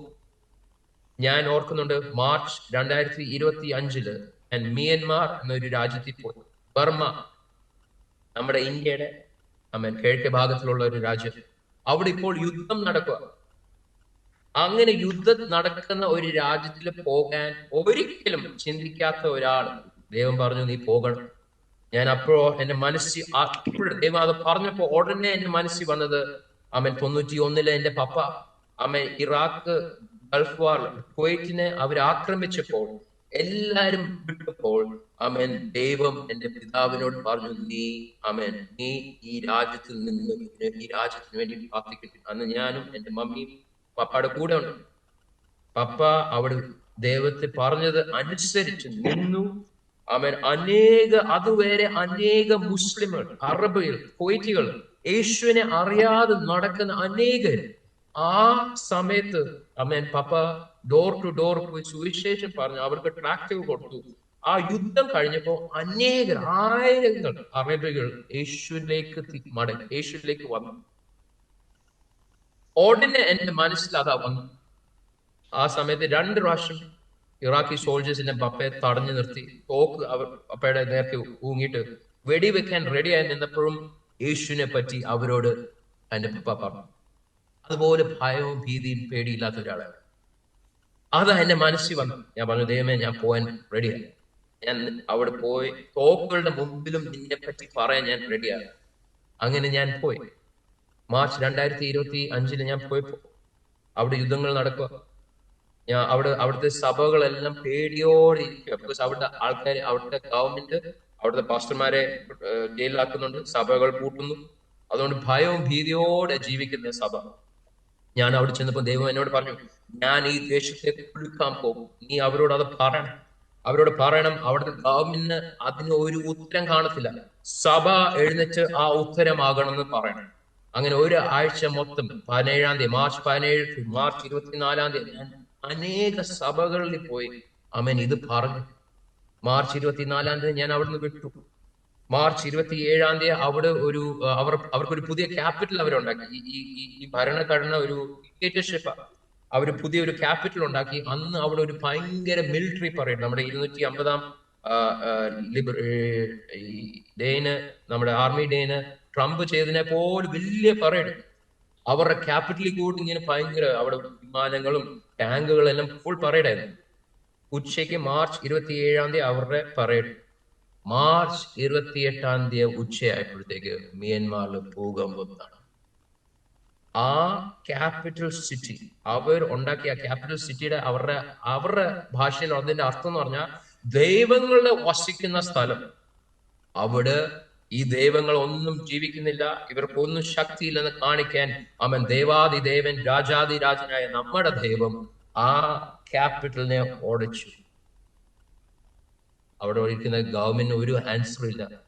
അവരുടെ ക്യാപിറ്റൽ ഓടിയെ അവർക്ക് ആൻസർ ഇല്ലാത്തപ്പം 4 ദിവസം വരെ പ്രസംഗിച്ച ആ ശബ്ദം കേട്ട് അനേക സഭകൾ എഴുന്നേറ്റ് ആമേൻ അവരാ ഭൂമികുലുക്കം നടന്ന സ്ഥലങ്ങളിലേക്ക് സഹായിക്കാൻ വേണ്ടി പോയി യേശുവിനെ പറ്റി പറയാൻ പോയി. ഞാൻ നിങ്ങൾക്ക് ഒരു കാര്യം പറയാം. ബോസ്റ്റൺ എന്ന സ്ഥലം മാസച്യൂസെറ്റ്സ്, അവിടുന്ന് ഒരു ഓൾമോസ്റ്റ് 180 വർഷം മുമ്പ് അഡനിറാം ജഡ്സൺ എന്ന് പറഞ്ഞ ഒരു ദേവദാസൻ ബർമയിലേക്ക് പോയി. ആ പുള്ളിക്കാരൻ അവിടെ പോയി 37 വർഷം അവിടെ അവന്റെ ജീവിതം യേശുവിന് വേണ്ടി കൊടുത്തു. അവരുടെ ബർമീസ് ബൈബിൾ എഴുതി, ബർമീസ് ഡിക്ഷണറി ട്രാൻസ്ലേറ്റ് ചെയ്തു. എന്നാലും ബർമയില് പുള്ളിക്കാരൻ ഞാൻ ചെല്ലുമ്പോൾ 150 വർഷമായി മരിച്ചിട്ട്. മാർച്ച് അവസാനം in 1875 പുള്ളിക്കാരൻ മരിക്കുന്നത്. എക്സാക്ട്ലി 150 വർഷം കഴിഞ്ഞിട്ട് ഞാൻ അവിടെ എത്തുന്നത്. പുള്ളിക്കാരൻ അവിടെ പ്രസംഗിച്ചിട്ട് 7 വർഷം പ്രസംഗിച്ചു. ആദ്യത്തെ 7 വർഷം പ്രസംഗിച്ചിട്ട് ഒരാള് യേശുവിലേക്ക് വന്നു. നമ്മുടെ ഇന്ത്യ സംസ്ഥാനം നമ്മൾ രാജ്യം നോക്കുകയാണെങ്കിൽ നമ്മുടെ കേരളം ഈ കോർണറിലൊക്കെ നമ്മുടെ ക്രിസ്ത്യാനിത്വം പടർന്നിട്ടുള്ളത്. ഈ നടക്ക് ഭാഗത്ത് മൊത്തം ഇപ്പോഴും ഹിന്ദുക്കളാണ് കൂടുതൽ. അതുപോലെ തന്നെ മ്യാൻമാറിലുള്ള പ്രശ്നം. ഈ സൈഡിലുള്ള സ്റ്റേറ്റ്സിലൊക്കെ യേശുവിനെ അറിഞ്ഞ് അനേക ട്രൈബൽസ് യേശുവിനിലേക്ക് വന്നിട്ടുണ്ട്. ബട്ട് നടുക്ക് ഭാഗത്ത് ബുദ്ധിസ്റ്റുമാര് അവർ ഇതുവരെ 150 വർഷമായിട്ട് അവർ യേശുവിനെ അറിഞ്ഞിട്ടില്ല. അവർ യേശുവിനെ പറ്റി കേട്ടിട്ടുണ്ട്, ബട്ട് യേശുവിനെ സ്വീകരിച്ചിട്ടില്ല. അവരുടെ കണ്ണിനെ പിശാചു അടിച്ചിരിക്കുകയായിരുന്നു. ബട്ട് ഭൂകമ്പം നടന്നപ്പോൾ അവരുടെ പഗോഡകൾ അവർ വീഴുക. ഇതുവരെ അവർ വിശ്വസിച്ച ദൈവങ്ങൾ അവരുടെ പ്രയാസത്തിന് ഒരു മറുപടി തരാതിരിക്കുന്ന അവർ കണ്ടപ്പോൾ ആ മതത്തിലുള്ള പ്രത്യാശ പോയി. ആ പ്രത്യാശ പോയി കിടക്കുന്ന സമയത്ത് സഭ യേശുവിന്റെ മക്കൾ ആ സ്ഥലത്തിലേക്ക് കൊണ്ടുപോയി യേശുവിനെ പറ്റി പറയാൻ തുടങ്ങിയപ്പോൾ ആയിരങ്ങൾ, മാർച്ചിൽ തുടങ്ങിയതാ, ഇപ്പോൾ ഡിസംബറായി, ഓൾമോസ്റ്റ് 7-8 months, ആയിരങ്ങൾ ബുദ്ധിസ്റ്റ്മാർ യേശുവിനെ സ്വീകരിക്കാൻ തുടങ്ങി. 150 വർഷം കാണാത്ത കാര്യം ഇപ്പോൾ ബർമയിൽ നടക്കുക. ദൈവം ഇത് നമ്മളിൽ എല്ലാവരിൽ കൂടി ചെയ്യുവാൻ ദൈവത്തിന്റെ ആഗ്രഹം. ആമേൻ. നമ്മൾ എവിടായാലും, നമ്മൾ എത്ര പ്രായമുണ്ടെങ്കിലും ഇല്ലെങ്കിലും, നമുക്ക് എന്ത് പഠിത്തമുണ്ടെന്നോ ഇല്ലെന്നല്ല കാര്യം. എനിക്ക് മലയാളം അറിയത്തില്ല, എനിക്ക് ഹിന്ദി അറിയത്തില്ല, എനിക്ക് ഒരു ഭാഷ അറിയത്തില്ല, ഇംഗ്ലീഷ് മാത്രം അറിഞ്ഞ ആളാണ് ഞാൻ ബാക്കി എല്ലാ ഭാഷയും പഠിക്കാൻ നോക്കി തോറ്റു പോയ ആളാണ്. ബട്ട് എന്നിൽ കൂടെ ദൈവത്തിന് ഇത് ചെയ്യാൻ ഒക്കെങ്കിൽ നിങ്ങൾ കൂടെ എനിക്ക് പൂർണ്ണമായി പറയാൻ ഒക്കും. ദൈവത്തിന്റെ ആഗ്രഹം നമ്മളിൽ എല്ലാവരിൽ കൂടും. ദൈവത്തിന് അവന്റെ മഹത്വം വെളിപ്പെടുത്താൻ തന്നെയാണ് അവന്റെ ആഗ്രഹം.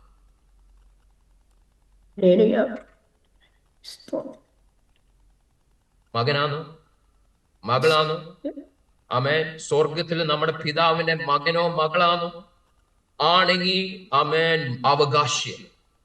പക്വതയിലേക്ക് കയറുവാണെങ്കിൽ നമ്മൾ ആ അവകാശത്തിലേക്ക് കയറും. ആ അധികാരത്തിലും ആ ശക്തിയിലും നമ്മൾ നടക്കും. ആമേൻ. ദൈവത്തിന്റെ വാക്ക് നമ്മുടെ വായിന്ന് പുറപ്പെടും. ആമേൻ.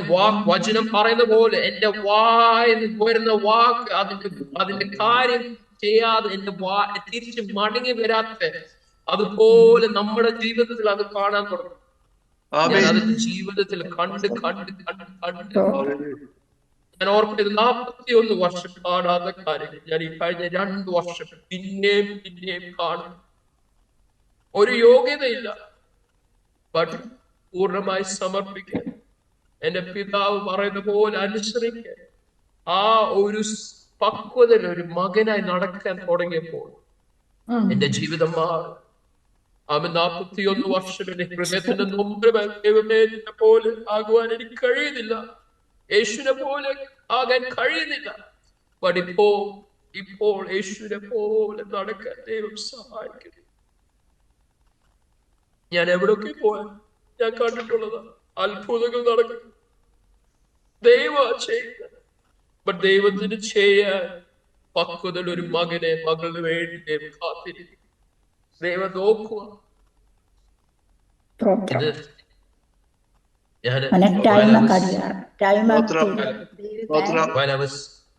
ഒരു കാര്യം കൂടി പറഞ്ഞു. While I was waiting for this meeting, ഞാൻ നോക്കി അനേക പ്രായമുള്ള ആൾക്കാർ. ഞാൻ എന്റെ പിതാവിന്റെ ജീവിതത്തിൽ കണ്ടത് ഇപ്പോൾ എന്റെ ജീവിതത്തിൽ ഞാൻ എനിക്ക് ഒരു കാര്യം പറയണം. നിങ്ങളുടെ എല്ലാവരുടെ ജീവിതത്തിന്മേലുള്ള ലെഗസി, നിങ്ങളുടെ ജനറേഷൻസ്, അമേൻ, നിങ്ങളുടെ മക്കളും നിങ്ങളുടെ കൊച്ചുമക്കളുടെ ജീവിതത്തിൽ ദൈവത്തിന് അമേൻ അത് പൂർണ്ണതയിലേക്ക് കൊണ്ടുവരാൻ ആഗ്രഹമുണ്ട്. I know many of you are praying for your children and your grandchildren. എന്റെ മമ്മിയുടെ കണ്ണുനീർ കാരണം ഞാൻ ജീവിച്ചിരിക്കുന്നത്. ഞാൻ പലപ്പോഴും ഓർക്കുന്നുണ്ട്, ചിന്തിക്കുന്നുണ്ട്, ഞാൻ സ്വർഗത്തിൽ എത്തുമ്പോൾ അവിടെ ഒരു വലിയ മുറിയില് എന്റെ മമ്മിയുടെ കണ്ണുനീർ ദൈവം എന്നെ പറയും, എന്റെ മമ്മി കരഞ്ഞുണ്ട് ഈ ജീവിച്ചത്. ആ കണ്ണുനീര് ദൈവത്തിന് ഒരു വിലയുണ്ട്. നിങ്ങളെല്ലാവരും കണ്ണുനീര് ദൈവം കാണുന്ന ദൈവം, നമ്മുടെ പിതാവ്. അമേ, നമ്മുടെ മക്കളും നമ്മുടെ കൊച്ചുമക്കളും നമ്മൾ നടന്നേക്കാളും അധികം പിതാവിനോട് നടക്കാൻ ദൈവം ദൈവത്തിന് ആ മനസ്സുണ്ട്. അമേൻ. എന്റെ പപ്പയും മമ്മിയും എനിക്കറിയില്ല, അവരെപ്പോഴൊക്കെ എന്നെ പറ്റി ഓർത്തിട്ടുണ്ടായിരിക്കും. ഇവന്റെ ജീവിതത്തിൽ മാറ്റം വന്നിട്ടില്ലല്ലോ എന്ന് ചിന്തിച്ച ആൾക്കാർ. ഇപ്പോൾ എന്റെ മമ്മിയുടെ കൺമുന്നിലും എന്റെ പപ്പ സ്വർഗത്തിൽ നിന്ന് നോക്കുമ്പോൾ അതുപോലെ ദൈവം എന്റെ ജീവിതം നടത്തുന്നുണ്ട്. So I have one thing to tell you. Your sons and your daughters and your grandchildren, your great grandchildren will walk in the power, the authority and the legacy of you, of the way you walk. നമ്മൾ നടക്കുന്നത് ദൈവത്തിന്റെ ഒപ്പം നമ്മൾ പക്വതയോടെ നടന്നു. നമ്മുടെ ജീവിതത്തിൽ മാത്രമല്ല അത്ഭുതങ്ങൾ കാണാൻ പോകുന്നത്, നമ്മുടെ മക്കളും നമ്മുടെ ചെറുമക്കളുടെ ജീവിതത്തിൽ അത് കാണും. അവര് അനേക ചിലപ്പോൾ യേശുവിനെ നേരെ ചൊവ്വേ അവർ യേശുവിനോട് അല്ലായിരിക്കും ഇപ്പൊ നടക്കുന്നത്. അപ്പൊ ഞാൻ പറയട്ടെ, നമ്മളിപ്പോ പ്രാർത്ഥിക്കാൻ പോകുക, നമ്മുടെ തലമുറകളെല്ലാം ദൈവത്തിന്റെ ഒപ്പം നടക്കും. നമ്മുടെ തലമുറകൾ ദൈവത്തിന്റെ ഒപ്പം മാത്രമല്ലായിരിക്കും നടക്കുന്നത്, അവരിൽ കൂടി ദൈവത്തിന്റെ മഹത്വം ഈ ഭൂമി അറിയും. നമ്മുടെ എല്ലാവരുടെ കണ്ണുനീരിന്റെ ഒരു കൊയ്ത്ത് നമ്മുടെ മക്കളും നമ്മുടെ കൊച്ചുമകളും മക്കളും കൊയ്യും. എന്റെ മമ്മിയുടെയും പപ്പയുടെ കണ്ണുനീരിന്റെ അവര് കരഞ്ഞിന്റെ കൊയ്ത്ത ഞാൻ ഇന്ന് പോയി. എനിക്കറിയാം, എന്റെ 4 വയസ്സുള്ള ഒരു മകൻ, അവൻ ഇപ്പോൾ തന്നെ അവൻ പ്രവചനാത്മാവിൽ നടക്കുന്ന ഒരു ചെറുക്കൻ. അവനറിയില്ല, ബട്ട് ദൈവം അവനിൽ കൂടെ പ്രവചിക്കുന്നു. ഇതുപോലെ ദൈവത്തിന് നമ്മുടെ എല്ലാ തലമുറയും നമ്മുടെ കുടുംബങ്ങളെ ദൈവത്തിന് ഉപയോഗിക്കാനാണ്. ആമേൻ. യേശു വേഗം വരാറായി. ഈ ലോകത്തെ നമുക്ക് നേടാൻ സമയമാണ്. നമ്മളെല്ലാവരും എഴുന്നേറ്റ് അവൻ യേശുവിനെ മഹത്വം കൊണ്ട് അവൻ ഈ ലോകത്തെ നേടണം. അതിന് പക്വതയുള്ള സമർപ്പണം മക്കളായി നമ്മൾ നടക്കണം. നമുക്കൊന്ന് പ്രാർത്ഥിക്കാം. Can we just pray to you? നിങ്ങൾക്കും ദൈവത്തിന് അറിയാം. നിങ്ങളുടെ പിതാവിന്റെ ഒപ്പമുള്ള നിങ്ങളുടെ സമർപ്പണവും അനുസരണം എനിക്കറിയില്ല, ബട്ട് പിതാവിനെ അറിയണം. നിങ്ങൾക്കറിയാം നിങ്ങളുടെ കുടുംബത്തിന്റെ ആ സിറ്റുവേഷൻ, നിങ്ങളുടെ പിള്ളേരുടെയും കൊച്ചുമക്കളുടെയും എനിക്കറിയില്ല, ബട്ട് പിതാവിനെ അറിയാം. നിങ്ങൾക്കറിയാം. ഒന്ന് കൊടുക്കാം, ഒന്ന് പ്രാർത്ഥിക്കാം.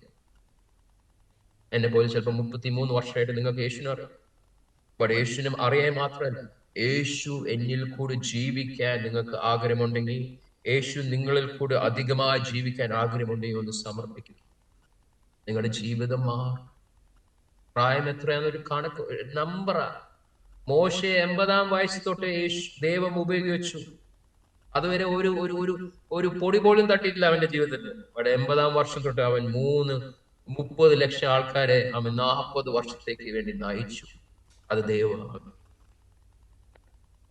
നമ്മൾ ചിലപ്പോ ഒരു ദേശത്തിൽ പോയി യേശുവിനെ പറ്റി പറഞ്ഞിട്ടില്ല. നമ്മൾ ചിലപ്പോ ഇന്ത്യയിലോ അമേരിക്കയിലോ നമ്മൾ നല്ല സ്വസ്ഥമായി ജീവിച്ച ആൾക്കാരെ, അവിടെ അങ്ങ് അനേക രാജ്യങ്ങളിൽ യേശുവിനെ അറിയാതെ ആയിരങ്ങൾ 10,000ങ്ങൾ ലക്ഷങ്ങൾ മരിക്കുന്നു. അവർക്കുള്ള ഉത്തരം, യേശു സ്വർഗത്തിൽ പോകാൻ കാരണം നിങ്ങൾ എനിക്ക് വേണ്ടി ഉത്തരമായി പോകാൻ വേണ്ടി തന്നെ യേശു മത്തായി 28 പറഞ്ഞു, നിങ്ങൾ പോയി സകല രാജ്യങ്ങൾ സകല ജാതികൾ യേശുവിലേക്ക് കൊണ്ടുവരാൻ നമ്മളെല്ലാം ദൈവം വിളിക്കും. അതിന് സമർപ്പണമുള്ളവർ, അതിന് അനുസരണമായി നടക്കാൻ ആഗ്രഹമുള്ളവർ, പക്വതയിലേക്ക് കയറാൻ ആഗ്രഹമുള്ള ആരെങ്കിലും ഉണ്ടെങ്കിൽ അവരെ ദൈവം ലോകത്തെ കുലുക്കാൻ ദൈവം അങ്ങനെ അനേകർ ഇവരുണ്ടെന്ന് എനിക്കറിയാം. ഇതുവരെ ആമേൻ ദൈവത്തിന്റെ ആ പ്ലാൻ, പേർപ്പസ് എന്റെ ജീവിതത്തിൽ ഇതുവരെ ഞാൻ കണ്ടിട്ടില്ല. പേർപ്പസിലേക്ക് ഞാൻ കയറിയിട്ടില്ല. അനേകരുണ്ട്. ദൈവത്തിന് ഒരു നിമിഷം മതി, ഒരു നോടി മാറി. ദൈവം ഇന്ന് ഇവിടെ ഇപ്പം 28 പേരുണ്ട്. ദൈവം നമുക്ക് വേണ്ടി ഒന്നായിട്ട് ദൈവം ഇറങ്ങുവാണ്. അന്ന് 2500 പേരുണ്ടായിരുന്നു ആ മീറ്റിംഗ്. അപ്പൊ ഞാനും എന്റെ പിതാവും താമസം. അന്ന് അവിടെ പ്രസംഗിക്കുന്ന ഒരാളുണ്ടായിരുന്നു, ഭയങ്കര പവറോട് ശക്തിയോട് പ്രസംഗിക്കും. പുള്ളിക്കാരൻ എന്തോ പറയുന്നത് ഞാൻ ഓർക്കുന്നില്ല. ബട്ട് ഞാനും എന്റെ പിതാവും കണ്ണ് അങ്ങോട്ടും ഇങ്ങോട്ടും നോക്കുന്ന ഒരു സമയമാണ്. എന്റെ ജീവിതം, എന്റെ ആഗ്രഹം അത് തന്നെ. അതുപോലെ ഒരു കൂട്ടുമുട്ടൽ നമ്മുടെ എല്ലാവരുടെ ജീവിതത്തിൽ വരാൻ, നമ്മുടെ ജീവിതം മാറാൻ, നമ്മളിൽ കൂടി ദൈവത്തിന്റെ ശക്തിയും അധികാരവും അവൻ ദൈവം ആ ലോകത്തെ അവനിലേക്ക് കൊണ്ടുവരാൻ വേണ്ടി നമ്മളിൽ കൂടെ, എന്നിൽ കൂടെ, നിങ്ങളിൽ കൂടെ ആ ശക്തിയും അവന്റെ അധികാരം നടന്നതുപോലെ നമ്മൾ നടക്കും. ആമേൻ. Father, we just thank you. പ്രാർത്ഥിച്ചു, നിങ്ങളെല്ലാരും ഒന്ന് പ്രാർത്ഥിച്ചു. ആമേൻ. ഇന്ന് നിങ്ങളുടെ ഹൃദയം തുറന്ന ആ ശബ്ദം കേൾക്കാൻ ആ ദൈവത്തിന്റെ ആഗ്രഹം. പിതാവേ, നമ്മൾ നിന്റെ മുമ്പിൽ വന്നിരിക്കുക. ചില വർഷങ്ങളായി തന്നെ നമ്മുടെ ജീവിതത്തിൽ ഒന്നും നമ്മൾ കണ്ടിട്ടില്ല. ബട്ട് ഒരു നോടി നേരത്തെ മോശയ്ക്ക് ആ വെന്ത് പോകാത്ത ആ ബുഷിലേക്ക് അവനെ കൊണ്ടുവന്നു. അവിടെ നീ അവന്റെ ഒപ്പം കൂട്ടുമുട്ടി. യാക്കോബിന്റെ കൂടെ നീ കൂട്ടുമുട്ടിയ ദൈവം, പൗലോസിനെ കൂട്ടുമുട്ടിയ ദൈവമാ ദമാസ്കസ് തെരുവിൽ. പത്രോസിനെ ആ പടകിൽ കൂട്ടിമുട്ടിയ ദൈവം. അതുപോലെ ദൈവം നമ്മളെ കൂട്ടിമുട്ടിടമേ. നമ്മൾ നിന്റെ ഹിതം പോലെ അനേക കാര്യങ്ങളൊന്നും ചെയ്യാൻ പറ്റിയിട്ടില്ല. നീ പറഞ്ഞ സ്ഥലത്തൊന്നും പോകാൻ പറ്റിയിട്ടില്ല. നിനക്ക് വേണ്ടി നേടാൻ പറ്റിയിട്ടില്ല. ബട്ട് ഇന്ന് ഒരു നിമിഷം മതി നിനക്ക്. ഹൃദയമേൽപ്പിക്കും. ഇനി മുതൽ നിന്റെ പക്വതയുള്ള ഒരു മകനായി നടക്കുക. പരിശുദ്ധാത്മാവേ, നീ നമ്മളെ ശക്തീകരിക്കണം. എന്റെ പിതാവിന്റെ ഹിതം മാത്രം ചെയ്യുവാൻ നീ എന്നെ സഹായിക്കണം. നീ പറയുന്ന മാത്രം ചെയ്യാൻ, അനുസരിച്ച് നടക്കാൻ നീ എന്നെ സഹായിക്കണം. എന്റെ മൂത്ത ജ്യേഷ്ഠനെ യേശു ചെയ്തപ്പോൾ അവനൊന്നും ചിന്തിക്കാണ്, സ്വർഗം വേണ്ടി മനുഷ്യരൂപത്തിൽ, ദാസരൂപത്തിൽ മരണത്തോ അനുസരണം കാണിച്ച മകനായി, അതുപോലെ ഒരു മകനും മകളായി നമ്മെ ആക്കി തീർക്കണമേ. ലോകത്തിന്റെ വെളിച്ചമാണ് ഈ ലോകം കാത്തിരിക്കുന്ന ദൈവത്തിന്റെ മഹത്വം വെളിപ്പെടുത്തുന്ന ദൈവത്തിന്റെ പക്വതയുള്ള മക്കളായി നമ്മളെ നീ മാറ്റണമേ. നമ്മളെ മാത്രമല്ല തന്നെ നമ്മുടെ കുടുംബങ്ങളെ, നമ്മുടെ മക്കളെ, നമ്മുടെ കൊച്ചുമക്കളെ അവരെല്ലാരും നീ തോരണമേ. നിന്റെ മഹത്വത്തിന് വേണ്ടി, ഈ ലോകത്തെ നേടുവാൻ വേണ്ടി, യേശുവിന് വേണ്ടി സകല ഭൂലോകത്തെ നേടുവാൻ നമ്മുടെ കുടുംബങ്ങളെ ഇന്നു മുതൽ നിന്റെ ശക്തിയും നിന്റെ അധികാരം അയച്ച് അതിലെ നടക്കാൻ നീ നമ്മളെ നാമത്തിൽ പ്രാർത്ഥിക്കും.